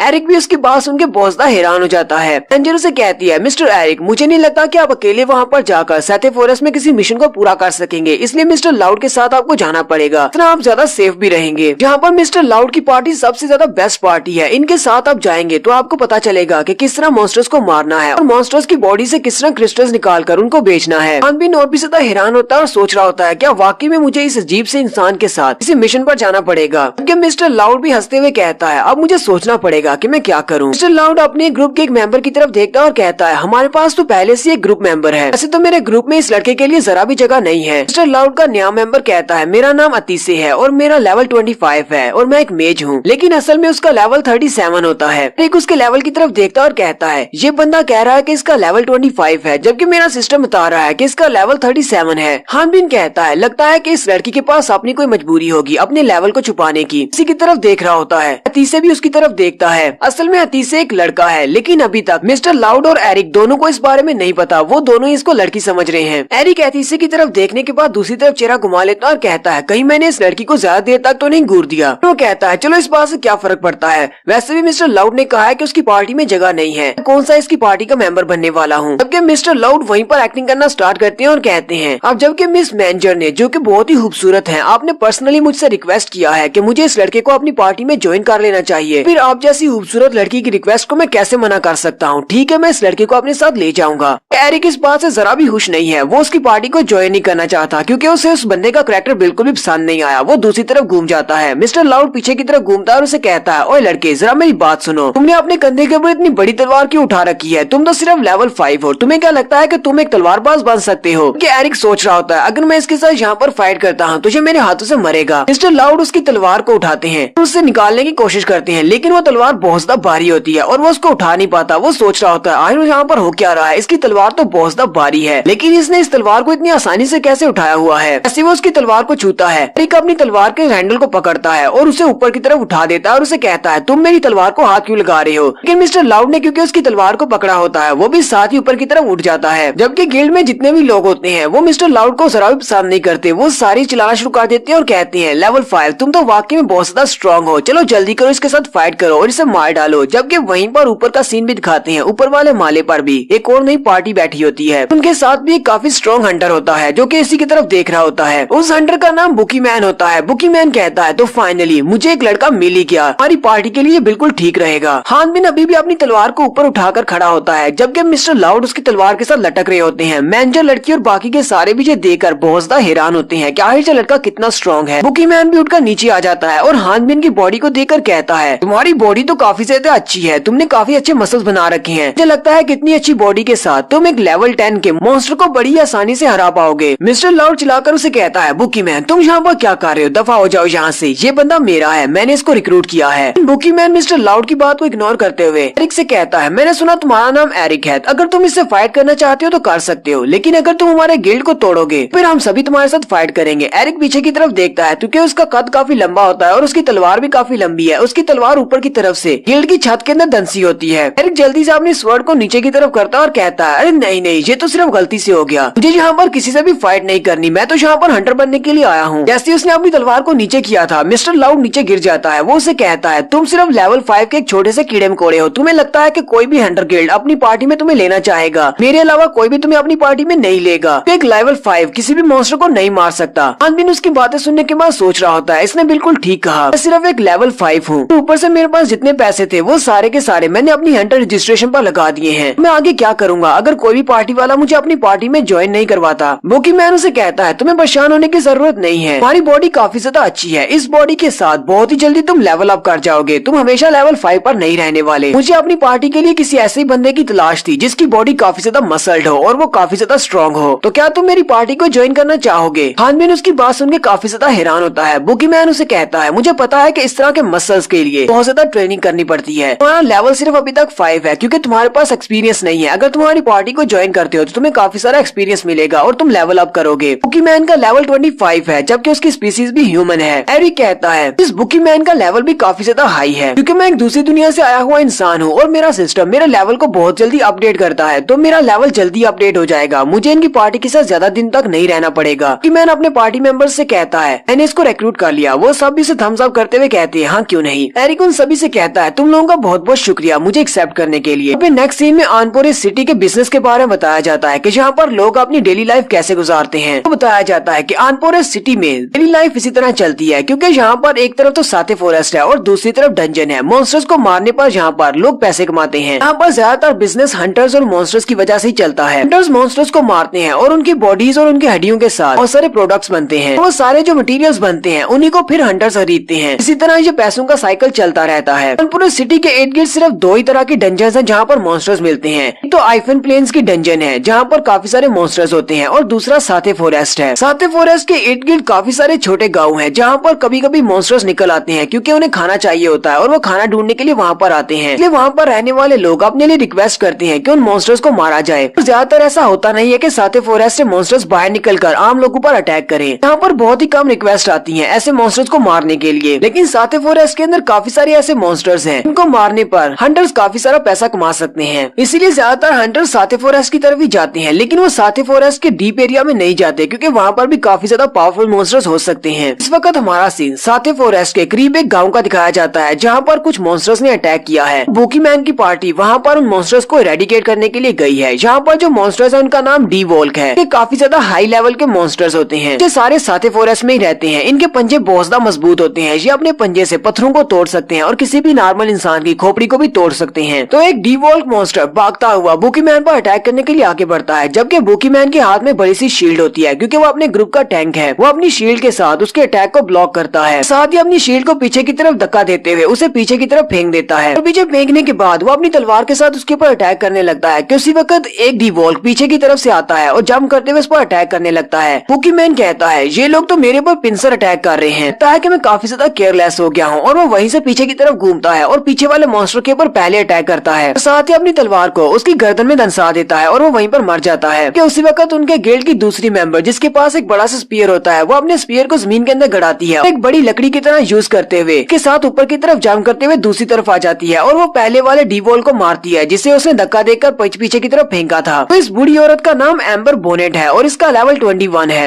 एम्बर बुकीमैन से कहती है, तुम्हें नहीं लगता कि तुम काफी ज्यादा बुढ़े हो चुके हो, अब तुम रिटायर हो जाओ। तो एक डीवॉल्क मॉन्स्टर को भी नहीं हरा पा रहे, जबकि बुकीमैन आगे से हंसना शुरू कर देता है और कहता है, अभी मैं इतना भी बुढ़ा नहीं हुआ, मेरे रिटायर होने का वक्त नहीं हुआ। लेकिन उसके बाजू के ऊपर चोट लगी होती है। एम्बर काफी ज्यादा परेशान होती है और कहती है, तुम्हारे बाजू पर तो चोट लगी है, मैं अपना ध्यान रखना चाहिए, चलो जल्दी से वापस जाओ और इस जख्म को क्लियर करो, मुझे इस वजह से काफी ज्यादा परेशानी हो रही है। बुकीमैन उसे कहता है, ये तो कुछ भी नहीं है, ये तो बस छोटा सा जख्म है, तुम्हें मेरे बारे में इस तरह परेशान होने की जरूरत नहीं है। एम्बर उसकी बात सुनते ही शर्माना शुरू कर देती है, लगता है कि इन दोनों बुढ़ा बुढ़ी में चक्कर चल रहा है। एम्बर शर्माते हुए उससे कहती है, मैं तुम्हारे लिए जरा भी परेशान नहीं हूँ। साथ ही वो दोनों एक दूसरे के मुंह करीब कर लेते हैं जैसे कि वो किस करने वाले हैं। यहीं पर इनके तीसरे मेंबर की एंट्री होती है जो कि अपनी पावर्स को यूज करते हुए बुकीमैन के जख्म को हील कर देती है और कहती है, भाई क्या तुम ठीक हो? इस लड़की का नाम एरविन रूपाल है, यानी कि जो बुकीमैन रूपाल की छोटी बहन है और इसका लेवल 16 है और ये एक हीलर है। बुकीमैन अपनी बहन से कहता है, हाँ मैं बिल्कुल ठीक हूँ, अब तो मेरी बॉडी फिर से नए जैसी हो गई है। जबकि एम्बर शर्माते हुए कह रही होती है, प्लीज दोबारा किसी मॉन्स्टर के हाथों से चोट मत लगवा लेना। एरविन अभी ऊपर ही खड़ी होती है कि उसी वक्त एक डीवॉल्क मॉन्स्टर उसके ऊपर अटैक करने के लिए आगे बढ़ता है। एरविन भी इससे काफी ज्यादा घबरा जाती है क्योंकि वो डीवॉल्क मॉन्स्टर उसके बहुत ज्यादा करीब होता है। उसी वक्त उसके ऊपर कोई अटैक करता है, तो एक मैजिक फायर अटैक होता है। पर इनके ग्रुप के चौथे लड़के की एंट्री होती है। उस लड़के का नाम ह्यूबर्ट होता है जो कि लेवल 18 का मैजिशियन है। वो उस डीवॉल्क पर अटैक करने के बाद मिस रूपाल से कहता है, मिस एरविन रूपाल, ये बहुत ज्यादा डेंजरस है, आपको अपने आसपास भी देखना चाहिए। और यहीं पर बुकीमैन पार्टी के चारों मेंबर्स के बारे में बता दिया गया है। ये सिर्फ 4 ही मेंबर्स हैं जो कि बुकीमैन पार्टी में हैं। ये सारी एक दूसरे के साथ मिलकर काम करते हैं, इनकी कोऑर्डिनेशन काफी ज्यादा अच्छी है, इसीलिए इनको आनपोरा सिटी की सबसे बेस्ट पार्टी कहा जाता है। जबकि एरिक भी उन्हीं की तरफ देख रहा होता है और कहता है, ये यहाँ की सबसे बेस्ट पार्टी है, ये तो बहुत ही अच्छा हो गया कि मैंने इस पार्टी को ज्वाइन कर लिया। लेकिन यहाँ पर एरिक को फाइट करने नहीं दिया जा रहा। एरिक की तरफ दिखाते हैं, एरिक वहाँ पर उनका सारा सामान उठाकर बैठा होता है। एरिक कहता है, पार्टी काफी ज्यादा अच्छी है लेकिन इन्होंने मुझे अपने बैग उठाने के लिए रखा है, मुझे बहुत ज्यादा बोरिंग है, मुझे फाइट करनी है। एरिक कहता है, ये सारे के सारे मुझे अपनी फाइट में शामिल नहीं होने दे रहे, इन्होंने लगता है कि मुझे सिर्फ बैग उठाने के लिए हायर किया है, तो कम ये लोग मुझे कुछ वीक मॉन्स्टर्स के साथ तो फाइट करने दें। लेकिन ये बात तो अच्छी है, यहाँ पर मॉन्स्टर्स को मारने के बाद जितना भी प्रॉफिट मिलेगा वो उसे मेरे साथ भी उतना ही बांटेंगे जितना कि बाकी मेंबर्स को मिलेगा। एरिक वहीं पर छुप कर बैठा होता है क्योंकि उन्हें उसे वहाँ पर छुपने का कहा होता है कि तुम बैग लेकर यहीं पर बैठे रहो। उसी वक्त सामने की तरफ से भी कुछ डीवॉल्क मॉन्स्टर्स निकलते हैं और उन डीवॉल्क मॉन्स्टर्स के साथ उनका किंग भी होता है, उसका नाम लॉर्ड डीवॉल्क होता है और वो एक लेवल 25 का मॉन्स्टर होता है जो कि काफी ज्यादा हाई लेवल है। बाकी के छोटे मॉन्स्टर्स अपने लॉर्ड से कहते हैं, यही वो लोग हैं जो हमारे ऊपर अटैक करके हमें मार रहे हैं। और डीवॉल्क उन सभी से कहता है, तुम सब लोगों को क्या लगता है कि ये एक इंसान मेरा मुकाबला कर सकता है? बाकी के मॉन्स्टर से कहता है, मैं तुम सभी को मार डालूंगा अगर ये मेरा सामना नहीं कर पाया तो। इसी वक्त एक छोटा सा पत्थर उसके पेट के आर पार हो जाता है और लॉर्ड डीवॉल्क वहीं पर मर जाता है। एरिक की तरफ दिखाते हैं तो एरिक वहीं पर बैठा होता है और उसने अपने हाथ पर कुछ पत्थर रखे होते हैं और सिर्फ अपनी उंगली से फ्लिक करके उसने लॉर्ड डीवॉल्क की तरफ पत्थर को फेंका था, बुलेट की तरह उसको शूट किया था। ये देखकर बाकी के सारे डीवॉल्क वहाँ से भाग जाते हैं। हानबिन के पास विंडो ओपन होती है और उसे कहा जाता है, इस मॉन्स्टर का लेवल बहुत ज्यादा लो है, इसलिए इसको मारने पर तुम्हें कोई भी एक्सपीरियंस पॉइंट्स नहीं मिले। हानबिन कहता है, यहाँ पर बाकी के जितने भी मॉन्स्टर्स हैं उन सभी में इसका लेवल ज्यादा हाई था, मैंने इसको मारा है लेकिन मुझे कोई भी एक्सपीरियंस पॉइंट नहीं मिला। एक सोच रहा होता है, मुझे लगता है कि मुझे बुकीमैन से कहना पड़ेगा कि नेक्स्ट टाइम हम लोग कुछ हायर लेवल के मॉन्स्टर्स को मारने के लिए चलेंगे। एरविन रूपाल वहाँ पर आती है और उससे कहती है, मिस्टर एरिक हमारा काम पूरा हो चुका है, हमने सारे मॉन्स्टर्स को मार दिया, चलो आ जाओ जाकर कुछ क्रिस्टल्स इकट्ठे करते हैं। और फिर एरिक भी उठकर आ जाता है। वो लोग साथ वाले गाँव में जाकर बैठ जाते हैं और उन सारे डीवॉल्क्स की बॉडी को चीरकर उनकी बॉडी के अंदर से क्रिस्टल्स निकाल रहे होते हैं। एरविन एक मॉन्स्टर के पेट में हाथ डालती है और उसके अंदर से एक क्रिस्टल निकालती है और अपने भाई से कहती है, ब्रदर क्या तुम्हें लगता है कि इसके 50x मिल जाएंगे? बुकीमैन उसे कहता है, ये तो काफी बड़ा स्टोन है, मुझे लगता है कि इसके हमें 20 तो जरूर मिलेंगे। तो सारी काफी ज्यादा खुश होते हैं कि उन्होंने काफी सारे डीवॉल्क्स को मारा है। हानबिन उन सभी को देख रहा होता है कि वो किस तरह डीवॉल्क मॉन्स्टर्स की बॉडी को चीर फाड़ करके उनके अंदर से क्रिस्टल्स निकाल रहे हैं। हानबिन कहता है, अगर मैं किडनैप होने से पहले इस सीन को देखता तो मैं यहाँ पर जरूर उल्टी कर देता या फिर बेहोश हो जाता, लेकिन अब जबकि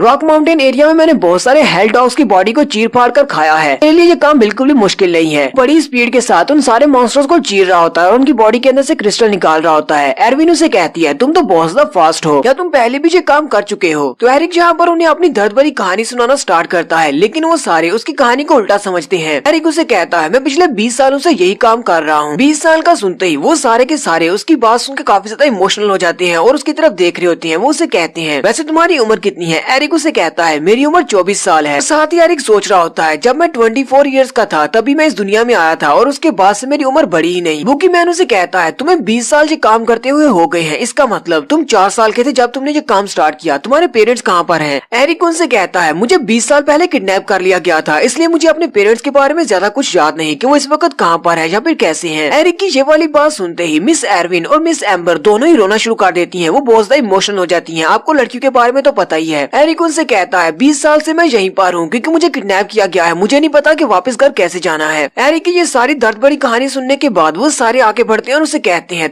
तुम्हारी पास्ट लाइफ तो बहुत ज्यादा दर्दनाक है, इसलिए अब तुम्हें परेशान होने की जरूरत नहीं है। तुम हमारी फैमिली का एक हिस्सा बन चुके हो, अब हम सब लोग तुम्हारे साथ हैं। तुम्हें अपने पेरेंट्स के बारे में फिक्र करने की जरूरत नहीं है, हम तुम्हारे पेरेंट्स बनेंगे। एरिक भी काफी खुश होता है और कहता है ये सारे लोग बहुत ज्यादा अच्छे हैं। एरिक बुकी मैन से कहता है तुम्हारा बहुत बहुत शुक्रिया जो तुम लोगों ने मेरे जैसे एक लो लेवल के बंदे को अपने ग्रुप में ज्वाइन किया है। बुकी मैन उसे कहता है तुम्हें परेशान होने की जरूरत नहीं है, वैसे भी यहाँ पर लेवल्स का कोई मसला नहीं है। क्या तुम्हें पता है मैं पिछले 5 साल से लेवल 25 पर फंसा हुआ हूँ। एरिक उसकी ये बात सुनते ही बहुत ज्यादा हैरान होता है और कहता है इस बात का मतलब क्या है कि तुम पिछले 5 साल से लेवल अप नहीं हुए? मिस एरविन उसे कहती है वो इसलिए क्योंकि यहाँ पर इस जंगल के अंदर कोई भी हाई लेवल का मॉन्स्टर नहीं है। हाई लेवल के मॉन्स्टर या तो आइफन प्लेन डंजन के अंदर है या फिर साथे फॉरेस्ट के डीप डाउन डंजन एरिया के अंदर है। एम्बर उसे कहती है लॉर्ड डीवॉक जो कि इन सारे मॉन्स्टर्स का किंग है, यहाँ पर एक बहुत ही हाई लेवल का मॉन्स्टर है। अगर बुकी मैन उसे मारेगा तो इसका लेवल अप हो जाएगा, इसलिए हम लोगों ने कभी भी किसी हाई लेवल के मॉन्स्टर को नहीं मारा क्योंकि हम लोग कभी भी डंजन एरिया में नहीं जा सकते क्योंकि वहाँ के मॉन्स्टर्स बहुत ज्यादा पावरफुल हैं। ये बात सुनते ही एरिक उठकर खड़ा हो जाता है और कहता है अब मैं जा रहा हूँ अपनी तलवारबाजी की प्रैक्टिस करने के लिए, क्योंकि वो उनकी बातें सुनने के बाद बहुत ज्यादा उदास हो गया है। इसे तो लगा था कि यहाँ पर इनकी पार्टी को ज्वाइन करने पर वो बहुत सारे मॉन्स्टर्स को मारेगा जिससे उसका लेवल हाई हो सकेगा। एरिक उठकर जंगल की तरफ चल पड़ता है। वो उसे कहते हैं तुम्हें ज्यादा दूर जाने की जरूरत नहीं है और ज्यादा प्रैक्टिस मत करना, कहीं तुम थक न जाना और साथे फॉरेस्ट में ज्यादा अंदर तक मत जाना। एरिक के वहाँ से जाने के बाद मिस एरविन कहती है हंटर्स गिल्ड के अंदर सारे लोग यही सोच रहे थे कि ये एक दूसरी दुनिया का डीमन है, लेकिन ये तो बहुत ही अच्छा इंसान है। ह्यूबर्ट उनसे कहता है अब जबकि तुम सब लोग इसके लिए परेशान हो तो फिर मैं इसके पीछे जाता हूँ, ये जंगल के अंदर गुम ना हो जाए, ये बेचारा तो बहुत ज्यादा बोला है। बुकी मैन उसे कहता हाँ तुम इसके पीछे जाओ, वैसे भी वो बहुत ही लो लेवल है, कहीं कोई हाई लेवल का मॉन्स्टर निकल आया तो उसे मार ना डाले। ह्यूबर्ट जैसे वहाँ से बाहर निकलता है एरिक को देखने के लिए तो एरिक वहाँ पर होता ही नहीं है। एरिक तो वहाँ से भाग चुका है। अपने आसपास देखता है और कहता है मिस्टर एरिक तुम कहाँ पर हो? और उसी वक्त एरिक की तरफ दिखाते हैं। एरिक जंगल के अंदर भागता हुआ जा रहा होता है और उसकी स्पीड बहुत ज्यादा होती है, जबकि जंगल में बहुत सारे मॉन्स्टर्स होते हैं जो कि काफी ज्यादा लो लेवल के होते हैं। वो उसके ऊपर अटैक भी नहीं करते बल्कि वो उससे डर रहे होते हैं। एरिक कहता है इस पूरे के पूरे जंगल में क्या कोई ऐसा मॉन्स्टर नहीं है जो कि मुझे एक्सपीरियंस दे सके ताकि मैं लेवल अप हो सकूं? फिर एरिक भागते हुए कहता है ऐसा कैसे हो सकता है, मेरी इतनी बुरी किस्मत नहीं हो सकती। वो अपने आसपास जंगल में मॉन्स्टर्स की तरफ देखता है और कहता है इनमें से कोई ऐसा मॉन्स्टर तो होगा जो कि हाई लेवल का हो। वहीं पर उसकी नजर एक छोटे से पपी मॉन्स्टर पर पड़ती है जो कि लेवल 13 का मॉन्स्टर होता है। फिर इसकी नजर एक मॉन्स्टर पर पड़ती है जो कि लेवल 21 का मॉन्स्टर है और वो बेचारा सेब खा रहा होता है। एरिक कहता है कम से कम इस जंगल में कोई ना कोई मॉन्स्टर तो होना चाहिए जो कि हाई लेवल का हो। तो यहीं पर उसे आइफर की बात याद आती है। वो आइफर से कहता है तुम्हें नहीं लगता कि तुम्हें इस जंगल में अकेले नहीं रहना चाहिए? इस जंगल में और भी बहुत सारे पावरफुल मॉन्स्टर्स हो सकते हैं। आइफर उसे कहती है नहीं, इस जंगल में मेरे अलावा और कोई भी मॉन्स्टर नहीं है, मेरा लेवल सबसे हाई है। फिर सीन प्रेजेंट में आता है। एरिक वहीं पर नीचे गिर जाता है और कहता है ऐसा कैसे हो सकता है, इस पूरे जंगल में क्या वाकई में कोई मॉन्स्टर नहीं है? फिर एरिक उठता है और कहता है अब जबकि आइफर को मैंने हराया था लेकिन उसको हराने पर मुझे कोई भी एक्सपीरियंस पॉइंट्स नहीं मिले, जबकि आइफर यहाँ पर सबसे हाई लेवल की मॉन्स्टर है। इसका मतलब तो ये हुआ यहाँ पर और कोई भी ऐसा मॉन्स्टर नहीं है जिसे मारकर मैं लेवल अप हो सकूं। फिर ऐसा है कि मैं इन सभी से सबसे ज्यादा स्ट्रॉन्ग हूँ। उसी वक्त उस जंगल के अंदर से किसी के चिल्लाने की आवाज आती है। उसे ऐसे लगता है जैसे कि जंगल के अंदर कोई हेल हाउंड चिल्ला रहा है। कहता है ये तो बिल्कुल एक बड़े मॉन्स्टर जैसी आवाज है, मुझे जाकर चेक करना चाहिए, शायद जंगल के अंदर कोई पावरफुल मॉन्स्टर हो जिसे मारने पर मैं लेवल अप हो सकूं। वो जल्दी से एक दरख्त के ऊपर चढ़ता है और वहीं से दरख्तों के ऊपर से जंप करते हुए उस तरफ चला जाता है जहाँ पर से उसे आवाज आई होती है। एरिक दूर से इस दरख्त के साथ लटक कर वहाँ पर एक जबरदस्त जंप लगाता है, उस जगह पहुँच जाता है। एरिक कहता है मुझे लगता है कि ये वाला मॉन्स्टर कोई नॉर्मल मॉन्स्टर नहीं है, जितनी ज्यादा इसकी रोर की आवाज थी। एरिक वहाँ पर लैंडिंग करते ही अपनी तलवार निकालता और कहता है चलो मॉन्स्टर जल्दी से मेरे सामने आओ ताकि तुम्हें मारकर लेवल अप हो सकूं। लेकिन जैसे ही वो सामने की तरफ देखता है तो उसके सामने अतीसे खड़ा होता है। उसने कपड़े भी नहीं पहने होते। अतीसे एरिक की तरफ देखता है और बहुत ज्यादा हैरान हो जाता है, जबकि एरिक अतीसे की तरफ देखता है तो वो बहुत ज्यादा हैरान हो जाता है। एरिक उसकी तरफ घूर घूर कर देख रहा होता है और कहता है हाँ मुझे याद है, ये बंदा तो लाउड की पार्टी का एक मेंबर है, लेकिन ये तो एक लड़का है। मिस्टर लाउड से लड़की क्यों कह रहे थे? फिर एरिक कहता है ये बात ज्यादा इम्पोर्टेंट नहीं है, मैं तो यहाँ पर मॉन्स्टर को मारने के लिए आया था, मुझे मॉन्स्टर को ढूंढना चाहिए, छोड़ो इसे। फिर वो पीछे की तरफ मुड़ता और कहता है मुझे लगता है कि यहीं कहीं से वो साउंड आई थी, मुझे उसे यहीं पर ढूंढना चाहिए। साथ ही वो अतीसे से कहता है प्लीज मुझे माफ कर देना, मैं किसी को भी इस बारे में नहीं बताऊंगा कि मैंने तुम्हें यहाँ पर नंगा देखा है। अतीसे उसे कहता है यहीं पर रुको, जो तुम बहुत ज्यादा सस्पिशियस लग रहे हो। जबकि एरिक उसकी बात सुनने के बाद सोच रहा होता है यहाँ पर ये बात तो मुझे कहनी चाहिए, जंगल के बीचों बीच ये नंगा पुंगा खड़ा है, ऊपर से मुझे कह रहा है कि मैं बहुत ज्यादा सस्पिशियस हूँ। अतीसे उसे कहता है तुम इस वक्त साथे फॉरेस्ट के काफी ज्यादा अंदर हो, तुम्हारे जैसे लेवल 5 के बंदे को यहाँ पर नहीं होना चाहिए, फिर तुम यहाँ पर क्या कर रहे हो। एरिक कहता है अब मैं इसको क्या जवाब दूं, मुझे इसे जान छुड़वाना होगी ताकि मैं जल्दी से जाकर उस मॉन्स्टर को ढूंढ सकूं। एरिक उसे कहता है मैंने यहाँ से एक बहुत ही लाउड आवाज सुनी थी, मुझे लगा शायद यहाँ पर कोई बड़ा मॉन्स्टर है, इसलिए मैं यहाँ पर आ गया। एरिक उसे कहता है अब मुझे जल्दी से वापस जाना होगा क्योंकि मेरी पार्टी के मेंबर मेरा इंतजार कर रहे होंगे। जबकि अतीसे उसी वक्त अपनी छड़ी को उठाता है क्योंकि वो एक मैजिशियन है, वो अपने मैजिक को यूज करते हुए उसके इर्द गिर्द आग का एक दायरा बना लेता है और उसे कहता है यहीं पर रुको और मेरे सवाल का जवाब दो, क्या तुमने उस मॉन्स्टर को देखा है जिसकी तुमने आवाज सुनी है। और साथ ही वो अपनी छड़ी को आगे करते हुए कहता है अगर तुमने मुझे जवाब नहीं दिया तो मैं अपनी आग से तुम्हें जलाकर राख कर दूंगा। एरिक आगे बढ़ता है और उसकी छड़ी को अपनी मुट्ठी से बंद कर देता है जिसके अंदर से आग निकल रही होती है, क्योंकि एरिक तो इससे पहले भी डॉग्स के फायर अटैक्स को बर्दाश्त कर चुका है जो कि बहुत ही पावरफुल है। एरिक उसकी छड़ी से निकलने वाली आग को एक बुलचड़ी की तरह बुझा देता है और उसे कहता है मुझे नहीं पता कि तुम यहाँ पर क्या कर रहे हो और तुम मेरे साथ क्या करना चाहते हो, लेकिन मैं तुम्हें पहले भी कह चुका हूँ कि मुझे इस बारे में नहीं पता। भाई तुम्हारा और लाउड का मसला क्या है, तुम सभी लोग अपने से लो लेवल के हंटर्स को इस तरह कैसे देख सकते हो, तुम्हें लगता है कि हम लोग बहुत ज्यादा वीक हैं, हम लोग कोई कीड़े मकोड़े नहीं है। अतीसे भी उसकी बात सुनने के बाद शांत हो जाता है और कहता है मेरा मतलब ये नहीं था, मैं तुमसे ये नहीं कहना चाहता कि तुम एक लो लेवल हो। अतीसे उसे कहता है तुमने मुझे यहाँ पर इस तरह देखा इसलिए मैं काफी ज्यादा इमोशनल हो गया था। सीन कुछ इस तरह बना हुआ है कि अतीसे बिना कपड़ों के खड़ा है जबकि उसके सामने एरिक खड़ा है। वहीं पर झाड़ियों के अंदर से लाउड निकलता है और लाउड को तो लगता है जैसे वो उसकी पार्टी की लड़की है। एरिक उसके साथ गुलछड़े उड़ा रहा है। मिस्टर लाउड से देखते ही बहुत ज्यादा गुस्सा हो जाते हैं और साथ ही वो एरिक को गाली देते हुए कहते हैं तुम लेवल 5 के कमीने कहेंगे, तुम्हारी हिम्मत कैसे हुई मेरी पार्टी की एक खूबसूरत लड़की के साथ इस तरह करने की, मुझे पहले से समझ आना चाहिए था कि तुम एक बहुत ही कैरेक्टरलेस बंदे हो, जहाँ पर मेरी पार्टी की लड़की के साथ क्या कर रहे हो। एरिक उसकी तरफ देखता और कहता अब इसको क्या हो गया, और जब वो अतीसे की तरफ देखता है तो उसने अतीसे का हाथ पकड़ा होता है और अतीसे ने अपने कपड़ों के साथ अपनी चेस्ट को ढका होता है। सीन बड़ा ही awkward सा लग रहा है और ऊपर से अतीसे भी उसे कह रहा होता है प्लीज मेरा बाजू छोड़ दो। अब इस बात से मिस्टर लाउड को तो बहुत ज्यादा गुस्सा आना ही है क्योंकि वो एक बहुत बड़े ठरकी इंसान है। वो जल्दी से अपने पोज में आ जाते हैं, वो अपने स्पेशल मूव को यूज करने वाले हैं। वो एरिक से कहते हैं वहाँ पर तुम हंटर मैनेजर के साथ भी इतना फ्लर्ट कर रहे थे और यहाँ पर तुमने मेरी पार्टी की एक लड़की के ऊपर नजर रखी हुई है, तुम्हारी हिम्मत कैसे हुई, अब मैं तुम्हें नहीं छोड़ूंगा। एरिक उसकी बात सुन के बहुत ज्यादा हैरान होता है और कहता है ये किसको अपनी पार्टी की लड़की कह रहा है, ये तो एक लड़का है। अतीसे एरिक से कहता है मुझे लगता है कि इसने सब कुछ गलत समझ लिया है, मुझे लगता है तुम्हें यहाँ से चले जाना चाहिए क्योंकि ये काफी ज्यादा सीरियस होने वाला है। शायद तुम्हें इस बारे में नहीं पता, उसका लेवल 27 है और वो एक काफी ज्यादा पावरफुल मैजिक स्वर्ड मैन है। जब वो इस तरह का क्रिंजी पोज बनाता है तो इसका मतलब वो सीरियस होने वाला है और अपने स्पेशल मूव को यूज करने वाला है। लाउड काफी ज्यादा गुस्से में होता है और कह रहा होता है मैं तुम्हें नहीं छोड़ूंगा, मेरे सामने तुम्हारी हिम्मत कैसे हुई मेरी पार्टी की लड़की के साथ इस तरह करने की। अपने पोज में खड़ा होता है और साथ ही कहता है अब मैं सिर्फ फाइनल बार तुम्हारा नाम लूंगा और उसके बाद अपने इन दोनों ब्लेड्स के साथ मैं तुम्हारा सर काट दूंगा। लेकिन जैसे वो सामने की तरफ देखता है तो सामने वो दोनों आपस में बातें कर रही होती हैं। एरिक उसे कह रहा होता है तुम जल्दी से अपने कपड़े पहन लो, तुमने अभी तक कपड़े नहीं पहने। अतीसे उसे कहता है तुम्हारा बहुत बहुत शुक्रिया, मैं भूल ही गया था। इस बात से मिस्टर लाउड और भी ज्यादा गुस्सा हो जाते हैं और वो अपने पोज को फिनिश करते हुए बड़ी स्पीड के साथ अपने ब्लेड्स के साथ आगे बढ़ते हैं और उसे कहते हैं लेवल 5 के कमीने, अब मैं तुम्हें नहीं छोड़ूंगा, मैं तुम्हें दिखाता हूँ कि तुम्हारे लेवल में और मेरे लेवल में कितना बड़ा डिफरेंस है। मिस्टर लाउड अपने दोनों ब्लेड्स को सामने की तरफ करते हुए बड़ी स्पीड के साथ आगे बढ़ रहे होते हैं, जबकि एरिक कहता है मैं नहीं चाहता कि ये मसला बहुत ज्यादा बढ़ जाए और मुझे इसके साथ फाइट भी नहीं करनी, इसलिए मुझे लगता है कि मुझे अपने स्पेशल मूव को यूज करना पड़ेगा। मिस्टर एरिक जैसे ही उसके करीब पहुंचते हैं एरिक वहीं पर नीचे की तरफ झुक जाता है और कहता है प्लीज मुझे माफ कर दो। यहाँ पर सीन कुछ इस तरह का बन रहा है, मिस्टर लाउड की दोनों तलवारें उसके सर के ऊपर से गुजर जाती हैं क्योंकि उसने अपने सर को नीचे झुका लिया है, लेकिन एरिक ने अपने कंधे पर जो तलवार उठाई हुई है उसका हैंडल उसके अंडों पर लगता है और उसके अंडे फूट जाते हैं। तो इस सीन को कुछ इस तरह दिखाया जाता है कि पूरे जंगल के अंदर एक जबरदस्त धमाका हुआ है और बिजलियां निकल रही हैं। एरिक उसके अंडे फोड़ने के बाद उसे उठाकर अपने कैंप में ले आता है। यहाँ पर बुकी मैन और साथ में बाकी के सभी उसका ऑपरेशन कर रहे हैं। एरिक वहाँ घर के बाहर बैठा होता इंतजार कर रहा होता है कि रिजल्ट क्या निकलने वाला है। बुकी मैन उसके पास आता और कहता है तुम्हें परेशान होने की जरूरत नहीं है, मुझे मिस्टर अतीसे ने सारी बात बता दी है, तुम्हारी कोई भी गलती नहीं है, तुम तो उससे माफी मांग रहे थे। एरिक कहता है हाँ मुझे ये बात पता है, लेकिन अगर वाकई में उसके साथ कुछ हो गया तो मुझे जिंदगी में कभी माफ नहीं करेगा। बुकी मैन उसे कहता है थोड़ी देर इंतजार करो, मेरी बहन उसको हील करने की कोशिश कर रही है, वो बाहर आकर बताएगी क्या हुआ है। और थोड़ी देर के बाद दरवाजा खुलता है, मिस एरविन यानी कि डॉक्टर बाहर निकलती है। सारी उसके पास जाते हैं और कहते हैं जल्दी से बताओ क्या रिजल्ट्स निकले। मिस एरविन बाहर आती हैं और बुकी मैन के साथ लगकर रोना शुरू कर देती हैं और कहती हैं हमने उसकी जान तो बचा ली है क्योंकि एरिक उसे जल्दी से उठाकर यहाँ पर ले आया था, लेकिन हम लोग उसके अंडों को नहीं बचा पाए। बुकी मैन अपनी बहन को दिलासा दिलासा देते हुए कहता है तुम जो कर सकती थी तुमने किया, अब इससे ज्यादा हम लोग क्या कर सकते हैं। एरिक और अतीसे दोनों ही रूम के अंदर आते हैं और उसकी तरफ देखते हैं जो कि बिस्तर पर लेटा होता है। वो उसके अंडू की तरफ देखते हैं तो उन दोनों के भी होश उड़ जाते हैं क्योंकि वो दोनों भी लड़के हैं और उसके दर्द को अच्छी तरह समझ सकते हैं। लेकिन मिस्टर लाउड इसका इल्जाम किसी पर भी नहीं लगा सकते। पहली बात तो उन्होंने इस बात को गलत समझा, अतीसे एक लड़की है, और दूसरी बात वही उसके ऊपर अटैक करने के लिए आगे बढ़ा था और उसकी तलवार उसको लगी थी। मिस एरविन अपने हीलर मैजिक की मदद से उसके दर्द को भी नहीं कम कर पाई, इसलिए वो बहुत ज्यादा दर्द में है। उसके चेहरे से आप देख ही सकते हैं वो कितने ज्यादा दर्द में है। रात वहीं पर गुजारने के बाद अतीसे मिस्टर लाउड को एक गाड़ी में डालता है और ऑनपुर सिटी की तरफ निकल जाता है और उस घोड़ा गाड़ी के अंदर का भी सीन दिखाते हैं जहाँ पर अतीसे बैठा होता है, लेकिन मिस्टर लाउड उसका सामना नहीं कर पा रहे क्योंकि वो इस बात से बहुत ज्यादा शर्मिंदा है। पहले उसे लगा था वो एक लड़की है, इसलिए इसी वजह से शर्मिंदगी के मारे वो उससे नजर भी नहीं मिला पा रहा। और जंगल के अंदर वो बड़ा सा मॉन्स्टर जिसने उस आवाज को किया था, जिसकी वजह से एरिक वहाँ पर आया था, वो एरिक को नहीं मिल सका। और उसके बाद एरिक कहता है मैंने बुकी मैन की पार्टी के साथ उसी जंगल के अंदर 3 महीने गुजार दिए। 3 महीने के बाद का सीन दिखाते हैं, उन्होंने वहीं पर साथे फॉरेस्ट के बाहर ही अपना कैंप लगाया होता है। एरिक भी वहीं पर होता है कि बुकी मैन के पास एक न्यूज आती है मिस्टर लाउड के बारे में। उन्हें कहा गया है कि मिस्टर लाउड अकेले ही डंजन के अंदर चले गए हैं। मिस एरविन के पास उनके काफी हैरान होती है और कहती है मिस्टर लाउड कितने ही स्ट्रॉन्ग क्यों ना हो, वो अकेले डंजन के अंदर क्या करने के लिए गए हैं। एरिक मिस एम्बर से कहता है ये मसला इतना ज्यादा सीरियस है, वो लेवल 27 का एक हंटर है, वो डंजन के अंदर अकेले नहीं जा सकता। मिस एम्बर उसे कहती है तुम्हें लगता होगा उसका लेवल 27 है तो वो अकेला डंजन में जा सकता है, नहीं ऐसी बात नहीं है। डंजन के अंदर के मॉन्स्टर बहुत ज्यादा स्ट्रॉन्ग है, एक लेवल 27 का बंदा वहाँ पर अकेले जाएगा तो वो मर जाएगा, मॉन्स्टर से मारकर खा जाएंगे। एरिक कहता है लेकिन मुझे तो लगता है कि लेवल 27 काफी हाई लेवल है। एम्बर उसे कहती है नहीं तुम्हें ऐसा लगता है, असल में डंजन में जितने भी मॉन्स्टर्स हैं वो सारे के सारे बाहर के मॉन्स्टर से बहुत ज्यादा अलग हैं। बाहर के जितने मॉन्स्टर्स हैं वो हमारे लेवल के हिसाब से ज्यादा हाई नहीं है कि ये हमारे सर्वाइव करने के लिए जरूरी है, हम इनको इसीलिए मारते हैं। एरिक उसे कहता है तुम्हारे कहने का क्या मतलब है, क्या डंजन के अंदर जो मॉन्स्टर्स होते हैं वो इन मॉन्स्टर से अलग होते हैं। एम्बर उसे कहती है डंजन के अंदर जितने भी मॉन्स्टर्स हैं वो सारे के सारे हमारे इस रेथना कॉन्टिनेंट से नहीं है, बल्कि वो सारे डंजन के अंदर पैदा होते हैं और उन सभी को डीमन लॉर्ड बनाता है। तुमने डीमन गॉड ऑम्फेलिस के बारे में तो सुना होगा, उन सभी डीमंस को जो कि उन डंजन्स के अंदर हैं उसी ने बनाया है। तो डंजन के अंदर जितने भी मॉन्स्टर्स हैं वो सारे के सारे लेवल 30 से हायर होते हैं। एरिक उसकी बात सुनने के बाद सोच रहा होता है अगर वाकई में डंजन के अंदर वाले मॉन्स्टर्स लेवल 30 से हाई हैं तो शायद उनको मारने से मुझे एक्सपीरियंस पॉइंट्स मिले और मैं लेवल अप हो सकूं। इसलिए अब मेरा एक और मिशन है, मुझे डंजन के अंदर जाना है, लेकिन इन सबको पता चले बगैर जाना पड़ेगा। बुकी मैन उसे कहता है डंजन्स के अंदर सिर्फ मॉन्स्टर्स ही खतरनाक नहीं है, बल्कि डंजन्स के अंदर दूसरी दुनिया से आए हुए डीमंस भी जाते हैं ताकि वो मॉन्स्टर्स को हंट कर सके। वहाँ पर जाने से उनका लेवल काफी जल्दी हाई होता है। एरिक उनकी बात सुनते ही कहता है अब मैं क्या करूँ, अगर मैं डंजन के अंदर जाऊंगा तो इन सबको पता चल जाएगा कि मैं भी एक दूसरी दुनिया से आया हुआ इंसान हूँ। एरिक कहता है जैसे कि तुमने बताया कि वहाँ पर जाना बहुत ज्यादा खतरनाक है, तो फिर मिस्टर लाउड वहाँ पर क्या करने के लिए गए होंगे। बुकी मैन उसे कहता है मुझे लगता है कि वो डंजन के अंदर किसी हीलिंग आर्टिफैक्ट को ढूंढने के लिए गया होगा। एरिक कहता है ये हीलिंग आर्टिफैक्ट क्या है। बुकी मैन उसे आर्टिफैक्ट्स के बारे में बताता है। वो उसे कहता है डंजन के अंदर तुम्हें न सिर्फ मॉन्स्टर्स मिलते हैं जो तुम्हें लेवल अप कर सकते हैं, बल्कि वहाँ पर बहुत सारे ऐसे आर्टिफैक्ट्स होते हैं उनके अंदर बहुत सारी पावर्स हैं। उनमें से कुछ तो तुम्हें पावर्स देते हैं और कुछ हीलिंग के लिए होते हैं जो कि हर किस्म के जख्म को हील कर सकते हैं। मुझे लगता है कि मिस्टर लाउड वहाँ पर ऐसे ही एक आर्टिफैक्ट को ढूंढने के लिए गए हैं जो कि उनके अंडों को हील कर सके। फिर वो सारे लोग बातें करते हुए वहीं पर लेट जाते हैं और लाइट बुझाकर सो जाते हैं, जबकि एरिक को नींद नहीं आ रही। एरिक कभी भी डंजन्स के बारे में सोच रहा है। एरिक कहता है वहाँ पर जाने से न सिर्फ मुझे हाई लेवल का मॉन्स्टर मिलेगा बल्कि मुझे आर्टिफैक्ट्स भी मिल सकते हैं। आधी रात के वक्त जब सब लोग सो जाते हैं वो कैंप से बाहर निकलता है और अकेला ही जंगल के अंदर जा रहा होता है। एरिक चलते हुए कहता है जितनी बार मैं यहाँ पर आता हूँ, हालांकि मुझे यहाँ पर आए हुए 3 महीने हो चुके हैं, लेकिन ये जंगल बहुत ज्यादा डरावना लगता है। ऐसे मूवीज में इस तरह के सीन में हमेशा सामने से एक बड़ा सा मॉन्स्टर निकलता है, लेकिन यहाँ पर क्यों नहीं निकल रहा। एरिक कहता है अब जबकि आइफर भी यहीं पर आसपास के एरिया में रहती है तो मुझे उससे जाकर पूछना पड़ेगा, शायद उसे कुछ पता हो कि हाई लेवल के मॉन्स्टर्स कहाँ पर मिलेंगे। एरिक आगे की तरफ चलता जा रहा होता है और साथ ही नींद भी आई होती है। एरिक कहता है पिछले 3 महीने से मैं आराम से सो भी नहीं पाया, मुझे अब याद नहीं रहा कि आइफर का घर कहाँ पर था। ऐसी वो थोड़ा सा आगे बढ़ता है तो वहीं दरख्त के साथ एक मॉन्स्टर खड़ा होता है। एरिक अपने सामने की तरफ देखता है तो उस मॉन्स्टर को देखकर वहीं पर रुक जाता है। वो मॉन्स्टर उसे देखकर रुक जाता है और वो दोनों ही चीख मारते हुए पीछे की तरफ हट जाते हैं। उस मॉन्स्टर की स्पीशीज का नाम होता है टार्टिडो और वो एक लेवल 31 का मॉन्स्टर होता है। उसी वक्त उसके पास विंडोज ओपन होती हैं और एरिक को बताया जाता है कि ये एक बहुत ही स्पेशल स्पीशीज है। इसकी बॉडी इतनी ज्यादा हार्ड होती है कि इसके खिलाफ कोई भी तलवारबाजी की टेक्निक काम नहीं करती, यानी कि तुम अपनी तलवार से इसको नहीं मार सकते, सिर्फ मैजिक इसके खिलाफ काम आता है। और ये हमेशा डंजन के अंदर ही रहते हैं और कभी जंगल में नहीं आते। एरिक कहता है अगर ये डंजन में रहता है तो फिर ये यहाँ पर जंगल में क्या कर रहा है। और साथ ही वो उसके स्टैट्स देखता है कि तलवार के खिलाफ ये बहुत ज्यादा रेजिस्टेंस रखते हैं। लगता है कि इसका सामना करने में मुझे काफी ज्यादा मुश्किल मुश्किल होगी, कि इसका शेल काफी ज्यादा हार्ड है और मेरे पास तो तलवार है। एक टार्टिनो के साथ और भी मॉन्स्टर्स निकल आते हैं। वो कहते हैं ये तो ह्यूमन का मीट है। कंप्लीट सेंटेंस में बात नहीं कर सकते, सिर्फ एक एक लफ्ज कह रही होती हैं। मैं उसको पूरा एक्सप्लेन कर देता हूँ। में से एक मॉन्स्टर कहता है क्या ये एक मेज है, यानी ये एक मैजिशियन है। दूसरा उसे कहता है नहीं, इसके पास तो तलवार है। तीसरे वाला हंसना शुरू कर देता है और कहता है अरे खिलाफ तलवार के अटैक सारे बेकार हैं, इसलिए हम इसको आसानी से मार कर खा सकते हैं। फिर वो बाकी के सारे भी हंसना शुरू कर देते हैं, लेकिन एरिक उसी वक्त आगे बढ़ता है और अपनी तलवार को एक के ऊपर चला देता है और उसकी बॉडी को अपनी तलवार से सेंटर से काट देता है। एरिक एक को मारने के बाद काफी खुश हो जाता है और कहता है मुझे लगा ही था कि गाइडलाइंस में एरर है, तो मुझे गलत बता रहे हैं कि तलवार से मैं इनको नहीं मार सकता, मैंने तो इसे बड़ी आसानी से मार दिया। बाकी ये मॉन्स्टर्स ये देखकर काफी हैरान होते हैं। इससे एक कहता है कि ये नाइफ के ऊपर मैजिक को यूज कर रहा है। दूसरा उसे कहता है नहीं, इस इंसान के पास सिर्फ एक तलवार है, इसके अलावा इसके पास मैजिक नहीं है। हमारा एक साथी मर चुका है और तुम बेवकूफ हो। पहले वाला उसे कहता है मैं बेवकूफ नहीं हूँ, तुम बेवकूफ हो, इसके पास तलवार है और तलवार से हम लोग मर नहीं सकते, चलो जल्दी से आगे बढ़ो और इसे खाते हैं। एरिक जल्दी से आगे बढ़ता है और उसे सींग से पकड़ लेता है और कहता है तुम किससे कह रहे हो कि चलो सब लोग मिलकर इसे खाते हैं, यहाँ पर तुम्हारे अलावा और कौन है। जैसे वो एक वाले को पकड़ता है, दूसरा वहाँ से भागना शुरू कर देता है और भागते हुए कह रहा होता है डंजन के बाहर बहुत ज्यादा खतरा है, हमें अपनी डंजन से बाहर नहीं निकलना चाहिए था। भागते हुए वापस उस सीक्रेट रास्ते की तरफ जा रहा होता है जहाँ से वो डंजन में जा सकता है। एरिक उसे भागता हुआ देखकर बड़ी स्पीड के साथ उसके पीछे भागता हुआ कहता है तुम कहाँ पर जा रहे हो। वो वहीं पर एक दरख्त के नीचे घुस जाता है, जबकि एरिक अपने पंजे को उसके नीचे डालता है और जड़ों से उस दरख्त को उखाड़ देता है और कहता है अगर तुम डंजन के अंदर जा रहे हो तो मुझे भी अपने साथ लेकर जाओ। एरिक जैसे उस दरख्त को ऊपर की तरफ उखाड़ देता है तो नीचे एक पोर्टल होता है। वो मॉन्स्टर जो कि भाग के आया था वो उसी पोर्टल के रास्ते से अंदर जाने वाला होता है। एरिक अपनी गाइडलाइन से कहता है अब ये क्या है। गाइडलाइन उसे बताती है ये एक मैजिकल टेलीपोर्टल है जो कि तुम्हें डंजन से जोड़ता है। पोर्टल के जरिए से अगर तुम अंदर जाओगे तो तुम सीधे आइफोन प्लेन डंजन के अंदर चले जाओगे। एरिक उस पोर्टल को देख के काफी हैरान होता है और कहता है मुझे लगता है कि इसी पोर्टल के रास्ते से ये सारे मॉन्स्टर्स यहाँ से निकलते हैं डंजन के अंदर से, गाँव में जाकर तबाही मचाते हैं। लेकिन साथ ही वो सोच रहा होता है मैंने कभी इस बारे में क्यों नहीं सुना कि पोर्टल्स इस तरह कहीं पर भी ओपन हो सकते हैं, यहाँ पर इस पोर्टल को स्पेशली किसी ने बनाया होगा। एरिक उस मॉन्स्टर से पूछता है क्या तुम लोगों ने इस पोर्टल को बनाया है। वो उसे कहता है नहीं, हम लोगों ने इसको नहीं बनाया क्योंकि हमें मैजिक नहीं आता। एरिक उसे घूर कर देखता है और कहता है क्या वाकई में तुम लोग मैजिक नहीं कर सकते। वो उसे कहता है हाँ हम लोग मैजिक नहीं कर सकते। एरिक अपनी तलवार को उठाता है और कहता है तो फिर ठीक है, मैं इस पोर्टल को डिस्ट्रॉय कर देता हूँ। वो मॉन्स्टर चिल्लाकर उसे कहता है प्लीज इसको डिस्ट्रॉय मत करना, उसका ऑर्डर है कि कोई भी यहाँ से एंटर नहीं हो सकता।